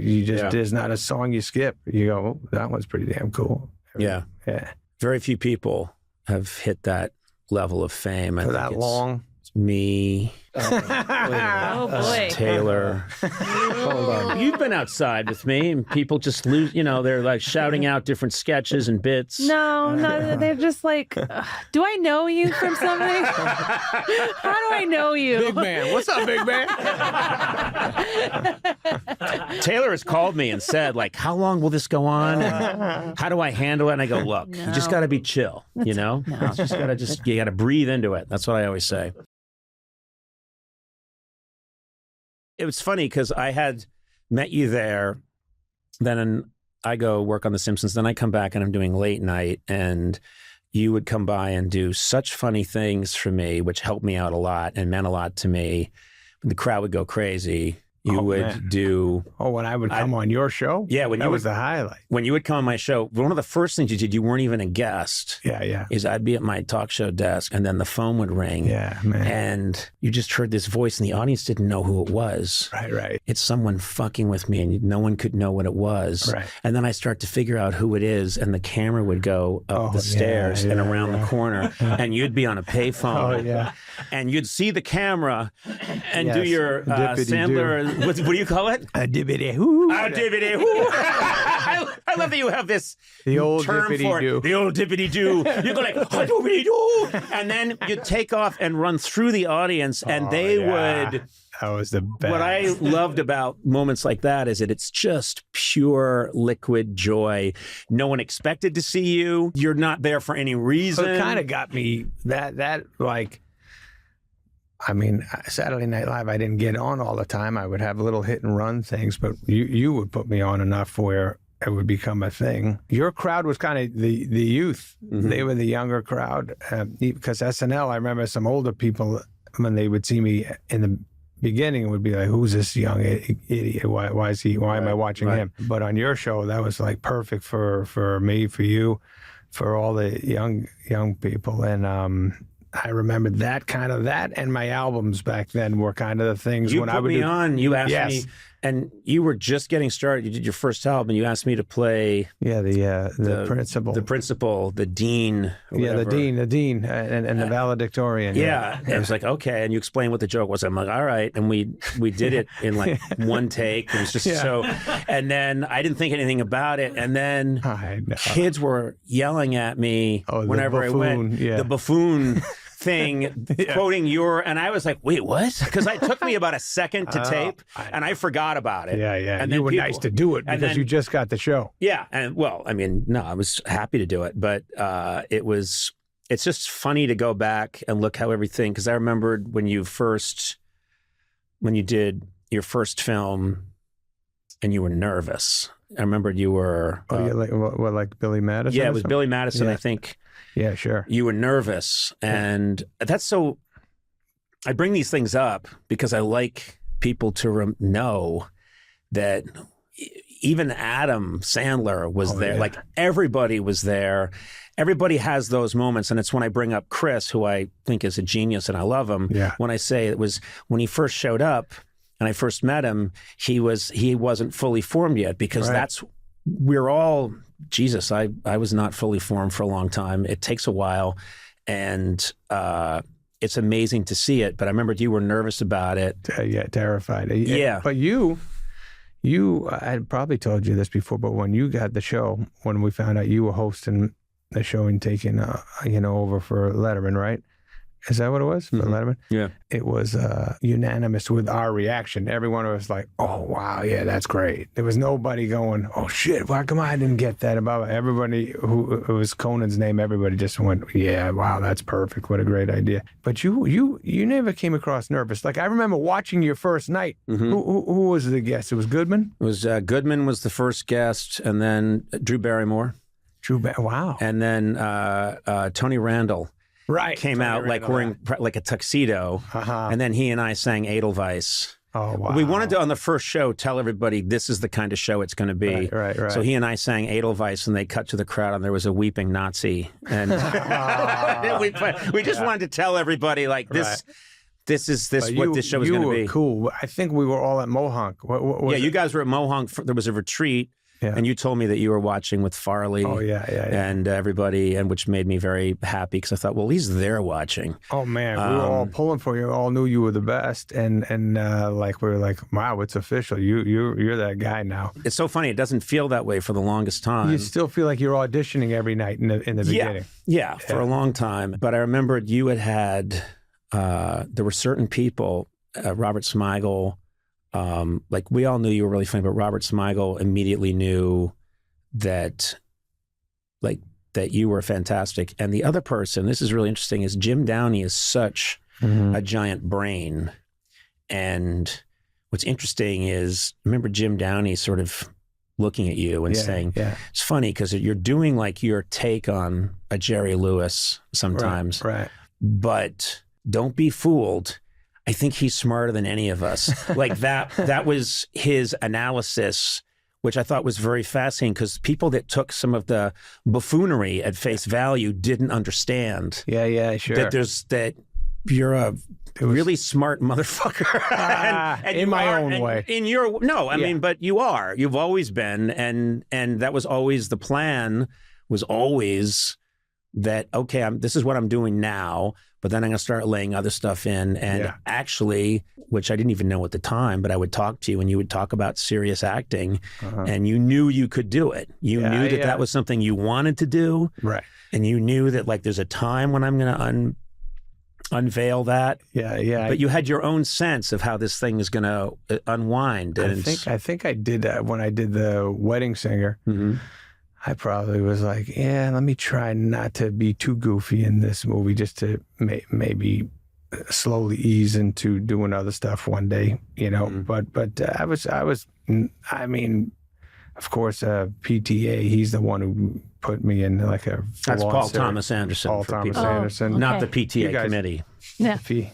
Yeah, well, he's the guy who helped me get into doing just a straight up serious movie. But in my head, I knew I could eventually handle something like that, and I should do something like that. I always, my family, when I first went to NYU acting, my grandmother was always like, "You're the next James Caan. You're the next James Caan." She always used to say that to me. So part of that line made me go, "Oh shit, I better do some real movies too one day, so my grandmother can accept this life."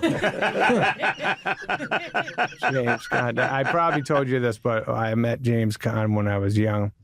I was on the Paramount lot. I'm walking. I had an audition, and James Caan is with his buddies throwing a football around, and he had a black eye. And I was like, "Oh shit, he get a famous James Caan kind of fight or something?" But he was shooting Misery, and he had the makeup. Oh, he had on. the makeup, right? And so I was like, "Oh fuck!" I didn't realize it until like a year later. I said, "Oh shit, that's why I had to." But I walked by him and I said, "I gotta say something to James Caan, man." And so I did that douchebag kind of walk up to him, see everyone going, "What the fuck? He's having fun." James Caan throwing a football. Why is this guy interrupting? And I said, "Hey. My grandmother said, I'm the next you." He goes, "What?" I said, my grandmother said, "I'm the next you." And he goes, "You don't want to be me." Oh, wow. Yeah. He was one of the, people talk about who are the coolest people ever in movies. Was he on your show? Oh, yeah. James Caan was on the show. And what I remember is you could, even when he was getting older, you could take a carpenter's level. Tell me if I'm right. You could take a carpenter's level and put it on his shoulder, and the bubble would go right to the middle. He had the craziest straight, and you can see it in The Godfather. Because there's a lot of scenes where Sonny's wearing like what was known, or a wife beater T-shirt, but he's just got like the white strap on T-shirt. And look at his shoulders. His shoulders are just crazy. He's got that ridge of fluff. Yeah. Oh yeah. And then the fluff. A little bit of fluff there. He would keep little treats in there for later. He's got a lot of little lifesavers and a Starburst. But no, I met him, and the times that I've met anyone, it's anyone from The Godfather, I lose my mind a little bit, and I can't believe it. They all love him too. They all love him. All the Godfather guys would be, when you say his name, they go, "Oh, wow." He just had a coolness about him, and he would fight anybody. He did have that go time kind of, like, if somebody says the wrong thing. Oh no, no, he was very much about. He looked like a guy who would drop his sandwich and punch you if that was called for. I had to do that. Yeah, just effortlessly cool guy. But I get that way. I mean, I don't know if you got that way around Pacino, because I know you were. And I think I may have mentioned this when I was in a restaurant and he saw me. I'm just going to quickly say it again. It's worth it. But he was pointing, and it looked like he was pointing at me, but I couldn't accept that Al Pacino was pointing at me. Right. So I was doing the looking behind me thing that people do in bits and cartoons, and he kept pointing, and then I came over, and he's like, "Oh, Conan O'Brien." And then I was so nervous, I just kept it real brief. And I said, "Well, anyway, you take care." And I dashed off. And then I saw the person he was with the next day, and the person he was with said, I was like, "Where'd he go?" "He fled.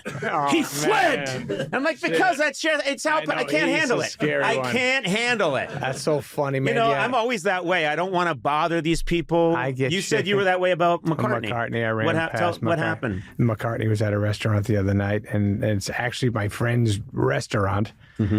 Everybody knew he was coming. I was with my wife and her friends and my friends, and they were like, "You've met McCartney, go say hello." I said, yeah, absolutely. And I got up, I saw a side shot of his head, he was eating, and I was like, "Hey, come on, man, just say hello." And then I saw Ringo was at the table too, and he looked up, and I went, "I can't fucking handle it." And I just kept going, and I ran past him, and all my friends are like, "What happened?" And then my wife goes, "Go back, Ken. You're going to never forgive yourself. Go." And I said, "Yeah, you're right." Went back in, saw the side shot. He was talking to his wife, I think. I just fucking kept walking.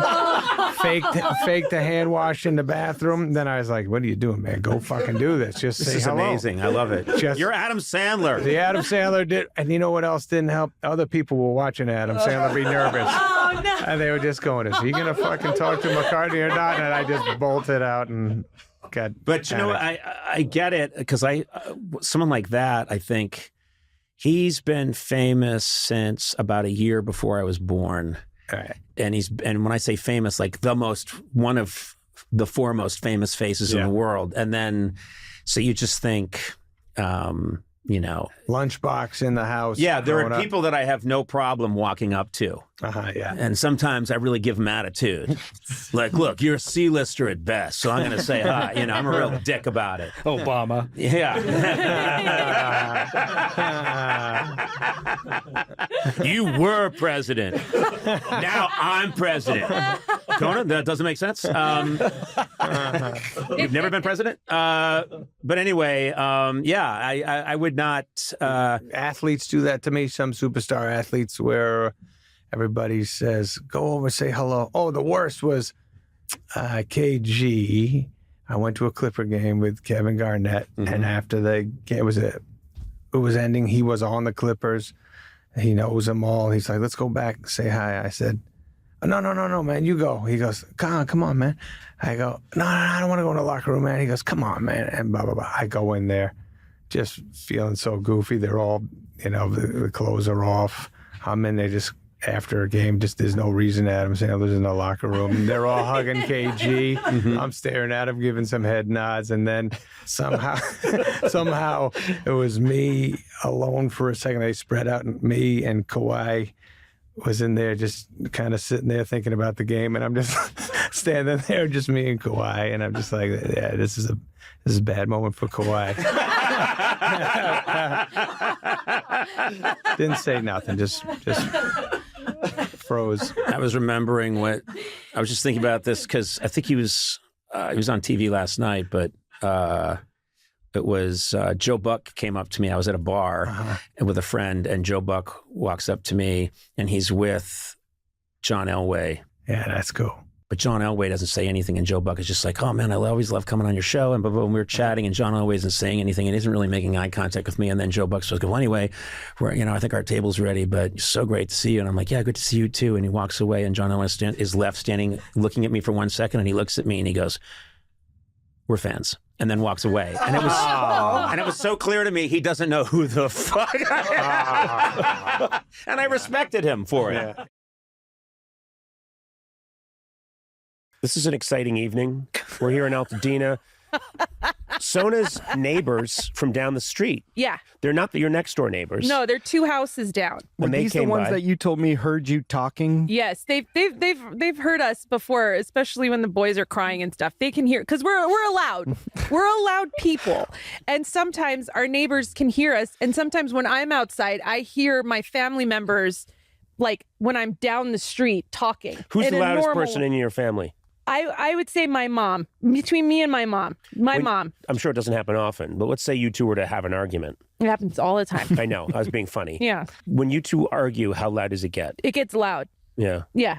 We're not quiet. Imagine how I normally talk, and imagine it like amplified. I can't imagine it getting louder than what I've heard. But it probably does. I'm just saying. Oh, yeah, it does. Okay. I can amplify. Yeah. So it gets loud. You can get loud probably. Nah, not really. Kind of a quiet mouse. Quiet mouse. Oh my God. Everyone's laughing. You're not a quiet person. I'm just a guy that keeps to himself. Neighbors are always going to say he kept to himself. He was a good neighbor. We never knew he was going to snap. Kept his yard real neat. Didn't come to any of the social things in the neighborhood, but he's a fine neighbor. So that's me. That's the kind of guy I'd be. When you first moved into your place, how did you want to make sure everybody knew they were living next door to you? Yeah. First of all, I complained because I was not on the map of the Stars homes. I'm the only celebrity to ever do that. You called them and you were like, I went there. Oh, no. Because they have a stand on Sunset Boulevard. And I said, gentlemen, I think there's a mistake here. And I showed them where I lived. You had a huge Conan sign outside your house like a car dealership. And one of those balloon men. And I told them, I said, you have the other celebrities that live in my neighborhood, but I'm not represented. And I told them exactly where I lived, and then I expected to see the bus at least 5 times a day. Yeah. Did you wait outside? Well, they first of all kept saying, "And what is it you do?" and stuff like that. And they said, "Are you still on TV?" And I said, "That's not the point." I said, "That is an irrelevant point, young man. You're not to speak back to me." And they were wondering why I was wearing a tuxedo. And but yeah, I was upset. I thought I should be part of the tour. Oh, I'm sorry. I'm sorry too. Yeah, you know, other stars were on the tour. What's that sound? That sounds like a horse. That's a horse. That's a horse. Yeah. A horse On the just went pavement. by. We have horses that just But wait, who's riding a horse? the good horse people. Okay. God, I don't know God, what- you're good. Does You that just wait? get- Does that mean a person on a horse or people that are horse people? Like There's like a Minotaur. Minotaur. Centaur. Centaur. yeah. Wait, You have centaurs? no. Do people regularly ride horses up and down the street? Regularly they ride. There's an equestrian center like not that far. Okay, that makes and sense. they ride horses, just chill this down up and down the street. That and makes then sense. A couple times there was horse poop in front of my house. Well, if you get horses, you're going to occasionally get horse poop. They Yeah. go hand in hand. But why isn't it like dogs? Why do we have to clean up dog poop, but you don't have to clean up horse poop? It's a funny kind of thing. For some reason, horse manure is less offensive. I don't know why. That's true. But people just feel like, yep, that's just some horse manure or whatever. Big deal. It's poop. It's on the street. Pick it up. Shovel it. No, you can't. Put You it in a bag. I mean, have you seen them? They're huge. You'd have to have a truck driving behind you. No, it's just not. It's not feasible. All Look, right. work on getting a mail system first, Oh, and then we'll okay. get the poop off the streets. Okay, fair, good deal. No, I'm not going to agree High with five? you. Thank you no, for the high no five. high five. I did not high five you. Yes, That you was did. for the record. There was no high five. Don't do that. And high five. That's not Thank how, you, Sona. That's not how my hand would sound if I high fived. I Anyway. would sound different. Sona, than looks that. like we had a pretty good time. High five. I'm leaving again. No, stay. Are we Gourley, filming please. this just so we can put out a clip of Conan high fiving himself? Can we do something? I don't know how much it's going to cost, but I'll pay for it. And when I mean I'll pay for it, I'll get it out of the company somehow. But it's not going to touch my part. So My part. Do some sort of cheap animation where it looks like Sona and I high-fived over this. And I don't care how cheap it is. Just make it look in a very crude way like Sona high-fived me. Can I ask for another and thing? use that. Her hand in the air right now. No, Yeah. no. Yeah, use that. I would like a Use gif that. And of even if my Conan arm bends over at a weird high-fiving angle himself. and doesn't match. I want a gif of this. Conan high-fiving himself like a dork. Nope. Like an absolute dork. No. Just high-fiving yourself. No, I run this show. No, look, my phone. No one likes you. Everyone loves me. Loved Everyone everywhere. wants to make you look foolish. Don't be fuelish. You remember that from the 70s? You weren't alive yet. Not at all. Not at all. Do you During the remember energy that? crisis. Stop bringing me into this. Leave Don't me be alone, foolish. both of you. Remember, don't be fuelish. Leave me alone, what both does of that you. even mean? During the energy crisis, they didn't want people to waste gasoline. So I remembered there was a thing that said, don't be fuel, he spelled out fuel, F-U-E-L. F-U-E-L-ish. And they said, don't be fuel-ish. And for some reason, that just popped out of my head, too. I don't know why. I think I'm having a major occlusion in the mind. It's the altitude. It is the altitude. We're up here at... Do you notice that our breath? You can see our breath? Yeah, but why? I thought that was the fire. No, it's the temperature. No, it's not that cold. You know what? I can see my breath. I think it may be the vapor in the air. Oh, the vapor? Or also, Sona had garlic. You know what's really funny? When I was in your kitchen, oh man, this killed me. And you heard my voice and you said, do you want garlic? And I said, do you have any? Like you wouldn't have garlic. Yeah, that was oh, really we had funny. a good laugh. Let's high five. Nobody had a good... Thanks, Sona. Take it. And do that too. No. Yep. Clip it out. Clip it out. The three No, times we got you've it. done it and do it again. Nope. Okay. Loop it. Well, with cool terminology like that, there's no way they won't listen to you. Oh man, I have seriously been questioning how my life has brought me to this point. I know. I'm so sorry, girls. I think it's because he's in my space and it's It making is. me There's very... a different energy here. Yeah. You're feeling invaded. Yeah, because you're shitting on Altadena. Hey, no, I'm not at all. I'm just mocking it. You know, in a shitty way. It's a very different thing. Hey, I have a question. How weird would it be if, let's say we weren't doing this tonight, okay? This was never happening. And you were getting ready for bed and kids are asleep, tax turned in, okay? And you look out the window and you see something and you look closer and I'm in your yard right where I am sitting in this chair Oh no. in the dark. And for no reason. Wait, no. How freaked out would you be? Why is that? Why do it's you like think Slenderman, about, right? Why do you think about it's like those Michael things? Myers. Mike Myers. Yeah. And I'm just sitting here like this. That's harrowing. But And why I have are a little- you sitting there? I don't. That's the weird thing is I don't know. I'm just sitting here, and you're like, God. what the? And so you freak out. You wake up, Tack. He's like, oh, my no, English, Tack. And he's like, what? And he rushes to the window, and there's no chair, and I'm not here. You're gone. Yeah. Or Then he goes back to sleep. You check one more time, No, that's and I'm really here creepy. smiling just like this. That's so scary. Isn't that scary? That's really scary. What if we thought we didn't know it was you, and then he took his sword and he stabbed you with it? What sword? Tack has a sword. You know who else brought a sword today? Blade brought a gigantic sword that he got from the Renaissance Fair. Can we please talk about that for a second? Jeez. He went to the Renaissance Fair Okay. and he bought a sword. Yeah, think he was we should afraid save he that one as day a- may have sex, so he quickly went to the Renaissance Fair What? to make sure that his celibacy would be ensured for all time. Why did you bring a sword? Tack is the only other person I know who loves swords as much as I do, and so I bought this cool sword. So I wanted to show Tack my cool sword. No one else likes swords. No, wait, it's not that we don't. First of all, I there's, do. there's just not much use for them in the modern world. That's all. I think once you have a sword, you find a lot of uses for it. Yeah. You know? It's kind of like when you have a tool, you're like, oh, yeah, I could tighten Yeah. this up. I could tighten this up, Right. slice things. Yeah. Instead of using a normal knife, you could use So a what? sword. So what kind of sword does Tack have? Tack has it's a more Japanese style sword. Katana? I don't know if it's a katana. I don't know Samurai what they're sword? called. I don't know what it's called. He's inside, and I could ask him. But katana? I don't know. I don't know, guys. I don't know what kind of sword It's okay. it is. Let it go. But it's not like Blaze sword. Blaze sword is like No. So that's yours is a medieval. That's a King Arthur sword, Jesus Christ, and it's sharp. and you brought that just to show. No, it's okay. I can see it. It's good. Sword. Why didn't we roast a weenie with that? Yeah. That's, you know what I mean? Do you mind me asking how much you paid for that? How much did you pay for it? How much did you pay for it? It was a deal. How much did you pay for it? I paid $380 for it. You're fired. Because you waste your money on shit. Good luck at the pawn shop. I'm sorry, Blaze. I just needed to deflect. He didn't mean to. You were there with a sword. He didn't mean to shame you. But I would. What if we stabbed you because we thought you were an intruder? That's what I'm talking about. Now, this is just one of those things where I sometimes wonder. Just picture you looking out the window. No one's here. There's no reason for me to be here. And I'm just sitting in this chair and I have just a slight enigmatic smile. Ew, I don't like that. Are you lit up like this? Well, I have my natural pale skin that shines like a moon. I'm just doing like that. I'm just this. I don't even know why you think of these things. I think of these things all the time. Wouldn't that be weird? Things like that are much scarier to me than someone jumping out, hacking at you.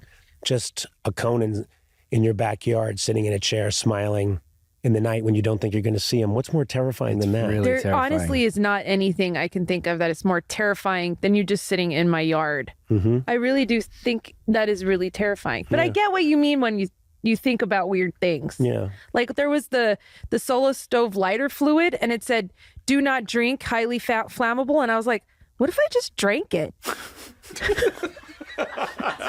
Well, Saying it out loud, that's a death wish. I know, I hear it. I hear it. No, It's not the same as what you were It's not thinking at all all. what I was saying. It's terrible. Don't do that. Don't drink that. You're the mother of two beautiful boys. Yeah. Got your whole life ahead of you. Don't do that. But what if it's also like, you know, when you're on a rooftop bar or something and you're like, I'm just going to jump off. Jeez, Sona. No. Am I the only one? Am I the only one who The thinks worst these I things? ever do is if I'm watching a play, I go, there's nothing stopping me from walking up on that stage and giving them all wedgies right now. You know what I mean? I think your physical strength would stop you. What do you mean? I think they would. I don't care who was in that play. This was children's If it was a theater. play of old women, they would beat the shit out of you. You know, when we do live shows, sometimes I'm like, I'm going to say something really bad. Yeah, and you my usually life do, and is people going to laugh. be. You mean no, like mistakenly, or like, you no, kind of like want to seriously do it bad, where it's like purposefully? like I don't know, something, I don't know, racist or something. What? I know. I think about this. But you're all not a the racist time. person. I'm not, but I'm just saying, like, there's so much at stake. What if I say something that's so bad, my think life is over? does Yeah, that but all no the one time takes on you here. seriously. No one. What? No, but I mean, people just think like, oh, that goofy Sona. You know what I mean? You think they won't take me seriously? Yeah, I don't. I think you're safe. You'll be fine. Try some right I'm now. not a serious person. No, I don't want to. That's the point. I'm like, you have a good heart. No but one I'm thinks just it saying comes. things that I shouldn't be thinking about. I think about a lot sometimes, and I thought everybody would be like, oh yeah, I think about jumping off a roof sometimes when I'm at a restaurant.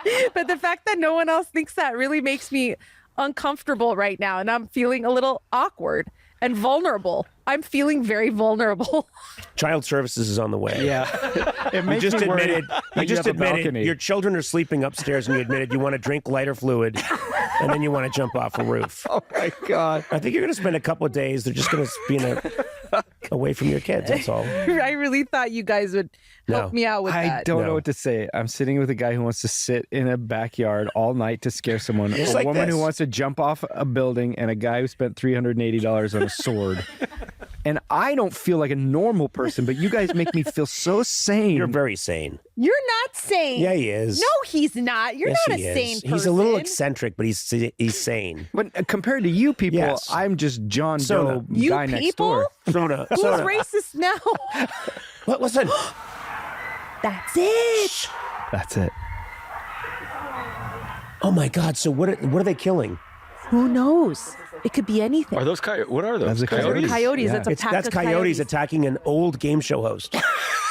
They're tearing apart Wink Martindale right All right, now. we better wrap up this Yeah, episode. get the sword out. What are we going to do with the No, sword? but that's so. What do you think they're getting? A cat. It could be a cat. It could be a It cat, could be a a rabbit. possum. It could be a raccoon. Don't list all animals in the world.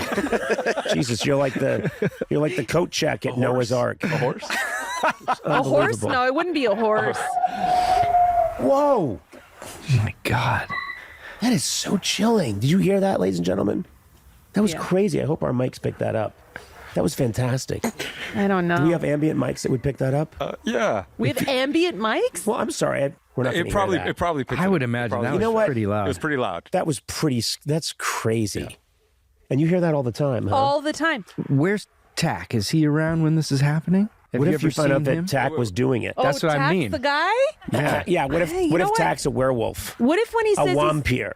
Oh, what if when he says he's going to karate, he's really just going to kill creatures? I think that's an exotic excuse for I'm going to go out. You just say like I got to go to work and check on a few things. No one says I'm going to karate and then does something weird, because karate in and of itself is kind of out there. Well, I'm going to go chop at the air while wearing pajamas. Really, I'm up to something kind of kooky. Do you know what I mean? It makes no sense. That martial art is hundreds of years old, and you just tore it down to chopping the air while wearing pajamas. Well, anyway, I'm sorry. I hope. My apologies to an entire way of life. Yes. Listen, I think it's time. What better way to... My God, you can't hear this at home because these are directional mics. These mics have been set up by Eduardo. He had no idea that something that dramatic was going to happen. But the sound was absolutely thrilling. This is like a real nature special. It's nighttime. We're here in Altadena. And what sounded like maybe 15 or 20 coyotes just surrounded some animal, started shrieking, tore it asunder. Incredible. And then it just gets quiet. And listen how quiet it gets. a little moment of silence for that gone animal. Now they're fighting over the carcass. No, also like the bill. Like I only had one paw. Why do I have to pay as much? He had two paws in the tail. I'll get the tip. He had two paws in the tail, and I had one paw. I didn't drink any of the blood. He drank all the blood. Now they're fighting about that, just going at it. Man, incredible riffs. Oh, that might be a new one. No. This is a new one.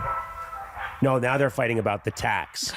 I can't believe there's a food tax. We're in Altadena. You know, we don't even have mail service. Well, anyway, let's wrap it up. Ugh. It's been another good episode of Goo Goo Golly and the Gum Gum Tree. I think it's called Chill Chums for reasons I don't even remember anymore. It's called fan service. That's what Adam tells me. Adam Sachs says this is fan service. This is an all-timer episode. Is this the same episode where you guys argued about points? That was 4 hours ago. And that was this episode, right? Was that this episode? Holy Christ. Yeah, you left for a while. It's amazing. You left and you built a house from scratch. I did. I went out and trained 15 wild coyotes. All right. Well, thanks for listening to this episode of Chummaroonies. Chilled Chummaroo. I'm a guy that, well, this is where my career has brought me. We can end it. We can actually end this episode. I keep trying to, but you don't. No one helps me. It's you that you do the end. You do the ending. Okay. You end it. Take it easy. Finish it. The more you try to talk, the less you can talk. It's hilarious. You do the end. Endy do. Endy doody do. No, do. Oh, God. The more you try to end it, the less you end it. Ladies and gentlemen from Altadena, this is Conan O'Brien saying it's been nice. Oh, my God. Vodka with ice. I'm so close to my house and I feel so far away. You did this for 30 years. Just end it. Okay, well, that was easy. I go like, well, that's our time. Good night, everybody. You can do that. Stay tuned for Last Call with Carson Daly.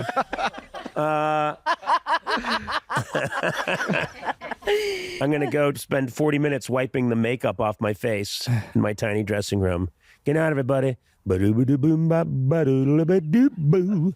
Ba-da-ba-da-boom, ba-ba-da-do-boo. We have a great podcast today. Oh. Yeah, I just feel it in my bones. Yeah. There are days where I've felt, we don't have the goods. Oh. But those turn out to be fantastic as well. In fact, what's your point? Never had my a point dud. is my point is we can do no wrong. We've been blessed by God. Yeah. What happened there? don't Wait, know. what was going on? You're fine. It was just garbage. Go ahead. No, we were working, and this guy Aaron Blair just darted across the room Yeah. and made a crazy motion and acted like, no, don't mind me.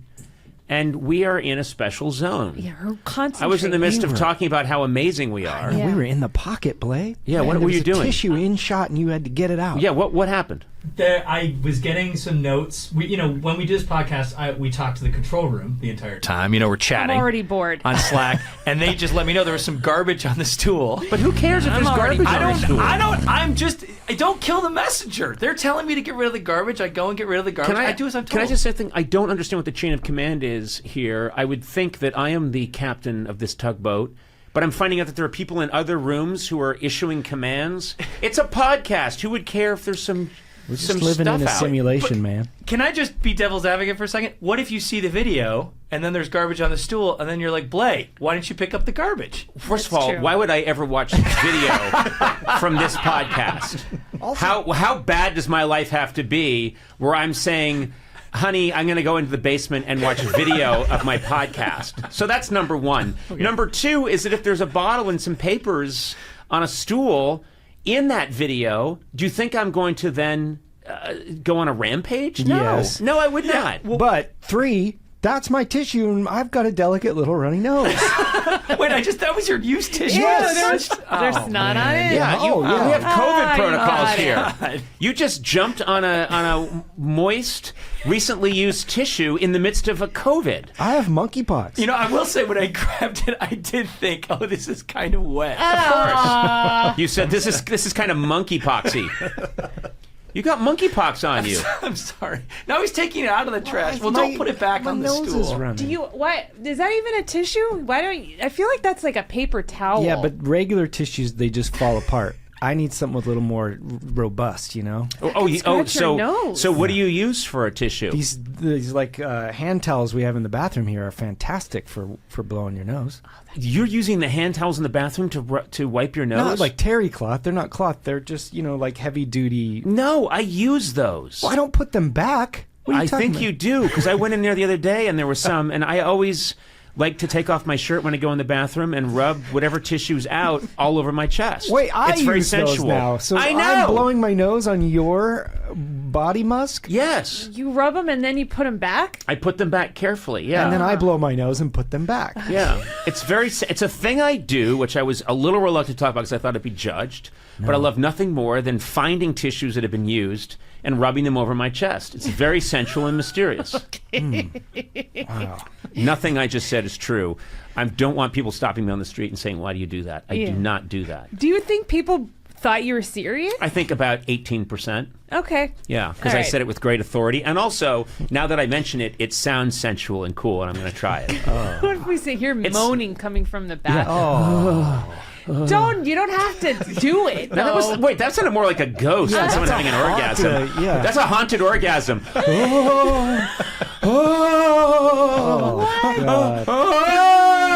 Nothing sexy about that. I know. I love a ghost having an orgasm. Don't do as I did in life. Whoa! Where are they coming from? What's making them orgasm? Where are they coming from? The afterlife. No, like coming as in cumming. Oh. I said it and it was a little crass. But what's orgasming them? Oh, the ghost prostitute. Yeah. Oh, right. Okay. What if ghosts just hang around and they're, because they can hang around and just watch everything, they're totally just getting off. Right. And they're creeps. We think they're there in this scary way, but it turns out they're just loitering. First of all, they're loitering. They haven't been invited. They're in your personal space. They see everything, and they're like, oh. Wait, are you haunting me, or are you... No. Orgasm. I'm not haunting. Don't stop. Yeah. Yeah. What, Keep doing your taxes. Yeah. You're doing the most mundane thing, and the so ghost normal. is, it's so hot. Could declare those dependents. Oh. A ghost that finds mundane things erotic and is constantly orgasming while you're just around the house trying to make some chicken noodle soup. Oh, tear the packet that makes the flavored broth. Oh! Boy, this ghost is really getting us. Ghost is constantly. Must be exhausted. And because he's a ghost, he's never done, if you know what I mean. You know, he just goes and goes and goes. All day doesn't need to recharge. No. He's just ready to I'm ready to go instantly. Is that what ectoplasm is? Yeah, pretty much. A number of weeks back, you really laid into Blay about how he was dressed, right? Yeah, I and did. If you'll remember, we asked him to come back looking his best in a formal suit and as sober a gentleman as he could possibly be. Yeah, I do think there's a generation that's lost its way, and they're always wearing ironic T-shirts and kooky watches and bucket hats, and they're not kids anymore. Bucket hats. Yeah, you know what I mean. Just the whole. Oh. And Blay, I've known Blay. Blay has worked with me for a very long time. I knew him when he was a kid and when his attire was appropriate. But for his own sake, I thought it'd be nice if he just took a chance on dressing up. And Blay, here you are, and I have to say, you look fantastic. Yeah, Blay, come on over. Oh, okay. Yeah, come on over. Yeah. Blay is here, and come on in, Blay. Get over here. Look at him. He looks fantastic. Wow. I don't like this. What do you mean? I think he looks awesome. You look very handsome, but this is not everyday Blay. Well, okay, as you know him, but if you only knew Daniel Craig as a guy that wore... If I only knew Daniel Craig. Keep your nighttime fantasies out of my show. And daytime. If we only knew Daniel Craig as a guy who wore cargo pants and a Who Farted T-shirt, and then he suddenly dressed as James Bond one day, you might feel like, I don't know about this. But you look good. Thank you. I don't feel good. Why? I feel weird, man. First of all, I like to be fashionable and I like to be comfortable. Mm-hmm. There's too many clothes on. Yeah. I'm wearing too much clothes. Really? Well, there's an undershirt, then there's this shirt. Oh, I didn't say wear an undershirt. Oh, Who made you wear an undershirt? Well, this is what you wear when you dress up. Yeah. You wear a No, suit. you don't have to. I know, but you don't have to wear an undershirt. Yeah, this is not Blay. This is not the Blay. I feel like not you're about who to you drive are. me to the airport. Thank you. Look, these. I don't want to. I got nice shoes on. Look at these shoes. You got a normal watch on. I got a Rolex. Whoa, I'm wearing a that's Rolex. It But wait a actually minute. Where did you says get the the? time. Wait a minute. It was a birthday present from my mom. Yeah, a little Wow. Rolex. Wait a minute. 'Cause Wait a your minute. mom. Stop the show. Okay. Your mother on your birthday gave you a Rolex? What is she, president? Yeah. No. What the hell? Well, because she knows I like watches, and like my mother on my birthday would make me a poached egg. Yeah, and I like houses. My mom doesn't buy me a house. What are you talking about? Blaze You gotta. mom loves him. This is going in a whole different direction now. You What about always me? make fun of my watches, and so I thought I wear a nice watch Because you always wear watches where it's a joke. The watch costs $3. It's bright yellow. It's made of marshmallow. It doesn't tell time. It's from Japan. It's got a nuclear reactor thing. You got to count up the minutes. Whatever. And it's isn't it funny? I can't tell time. Yeah. Okay. Thank you. But your mother gave you a for my 40th birthday. It's a nice birthday. She gave me a nice. And my whole point being, this is me dressed nice, and I think will you look great. I don't see a problem. I came in today. Every single person looked at me weird. Everyone's like, ugh, No. First of all, everyone thinks I'm either going to a funeral or presiding over a funeral. Well, first of all, or you're actually the body, or I'm the right. Or you it's look my like funeral. they just popped the casket. Just gave it one last check to make sure if this guy's really gone. Oh, yep, he's dead. All right. I don't like you neutered him. Yeah. I feel like you neutered Blake. Well, I think first of all, where did you get the suit? I got the suit at I think at Macy's. Okay. Or Sears. All right. Well, it looks good. It's a nice thank black you. suit. It's a classic. Thank you. Now I'm just gonna say Thanks a lot. Rolex watch and a Macy's suit. Huh? Well, it does say made with recycled polyester on the inside. It's by J. There he is. J. Farrar, classic J. Farrar. well, There's my boy. First of all, you didn't say I have to wear a nice suit. You just said a suit. That is also, a nice suit. Thank you. Yes, it's a nice suit. It's recycled. It's recycled, which may explain why Polyester. it doesn't feel terrific. Okay. It's because you're wearing 800 liquefied bottles on your back. It is very hot. The suit is very warm. Okay, well, you chose to wear an undershirt. That's on you. Okay. And can I tell you something? There are ways to dress well Okay. and earn the respect and of people around you without going this far. Okay. Meaning you don't have to wear a tie. All You right. don't have to wear a button-up We shirt. told him to come in as formal as possible, though, in his defense. Well, we wanted to go the other end of the spectrum. Yes, and I am just saying that I want you to consider you're not a kid anymore. Right. Okay? I think I looked it up. I think you were born in 1956. It's close, yeah. No. How old are you? 45. Okay, you're 45. Yeah. You're not a child. Right. And I do sometimes look at you and think, oh, you've got the Peter Pan syndrome. You're still dressing as a child, and maybe that's going to influence your life negatively. Maybe potential partners may not take you seriously. If you go into a club, they're going to say, what's going on with this guy? Right. You know, why is he at the club? Why this is every guy's telling this guy he has Peter Pan syndrome? Yeah. Well, but can I just And what to wear at the club. but Club Fantastique.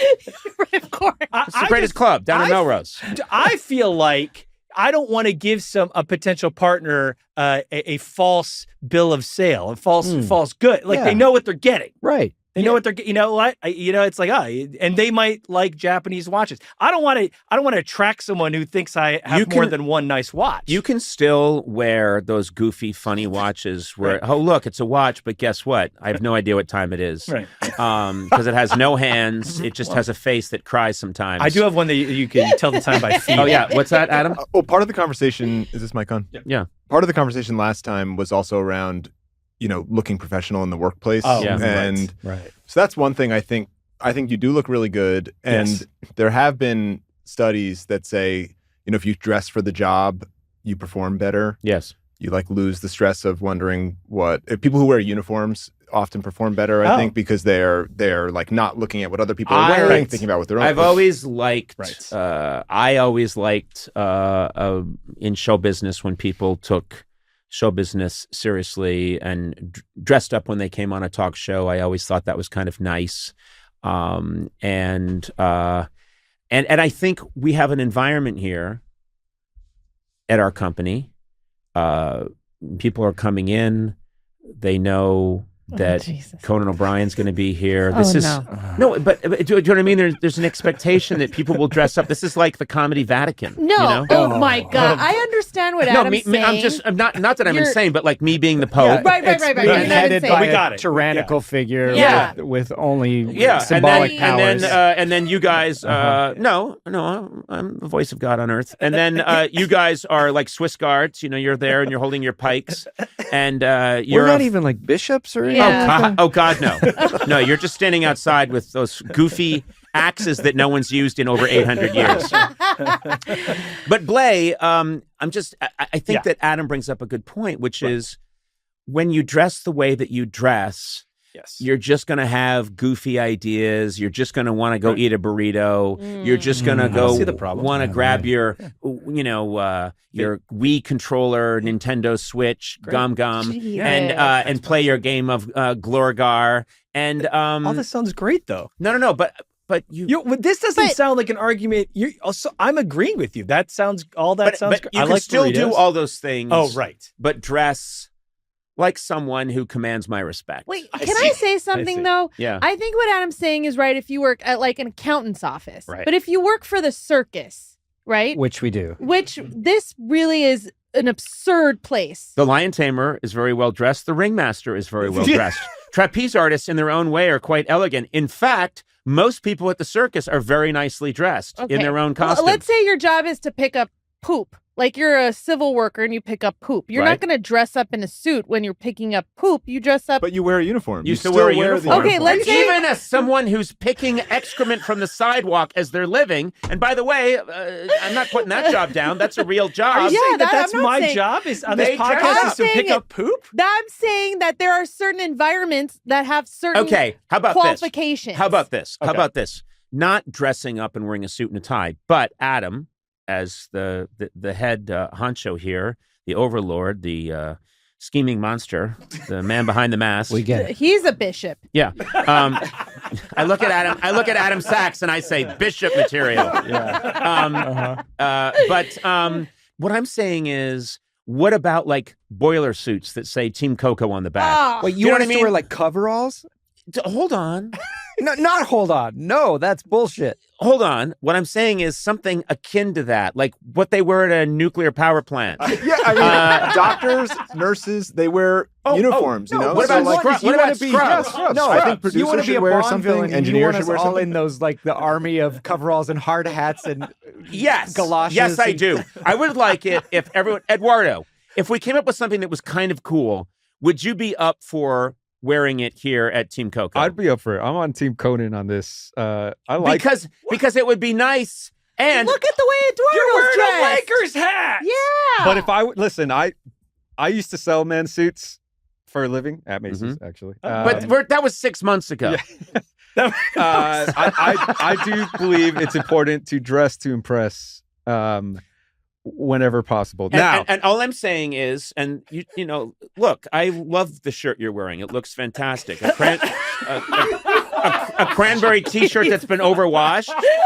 You have good memories from college. What are you talking about? It's like you killed a mechanic and then tried to pass. Not at all. This is came home to his wife and said, "I'm home, honey." What are you talking about? I know. Is your collar popped up? Is it supposed to be make a down? decision. And like, what is it? Look, I think I look you fantastic. popped it up. And I'll tell you something else. I look like I could be a film director. No, I could be a director on a film. You're dressed like Lenny from Of Mice and Men. Right now. Yeah. Well, I just want to see the rabbits. No, your blues are too close. Okay, listen. I like to wear blue because it makes the old peepers pop, and worked for Sinatra, and I think it's working pretty well for me. Before we go, Adam, I do think, and I want to pursue this idea, I want to see if we can find something that the men and the women are all okay with wearing that's a kind of a standard uniform. I like it. And then I want the cameras to be rolling when we break this to Andy Richter. And we watch him physically beat the shit out of me. Do you have to wear this? Well, that's interesting.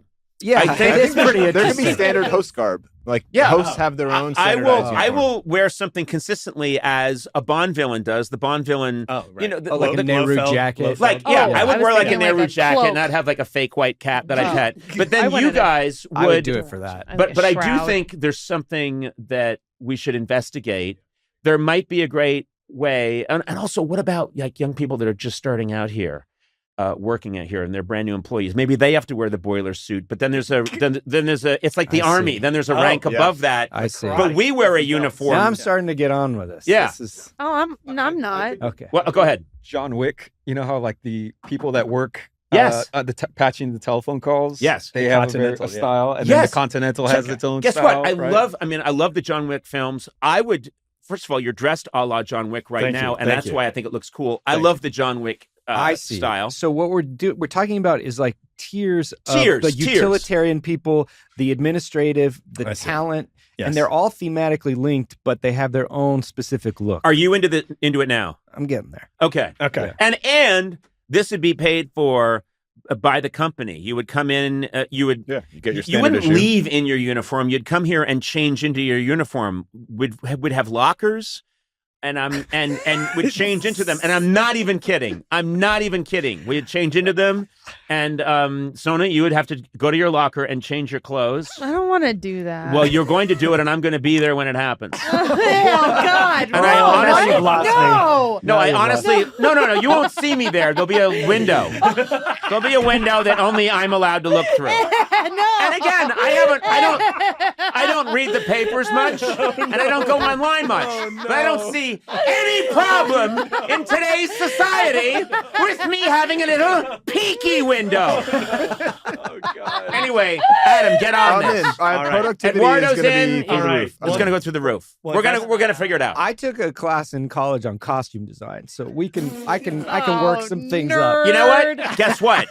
If Gourley's in, I don't want to do anything to dissuade Matt Gourley. I want you in on this. So yes, you can have final say. I promise. What? Final say? Yeah. Okay, done. I'm in. Are you kidding? Well, looks like I did it. We win.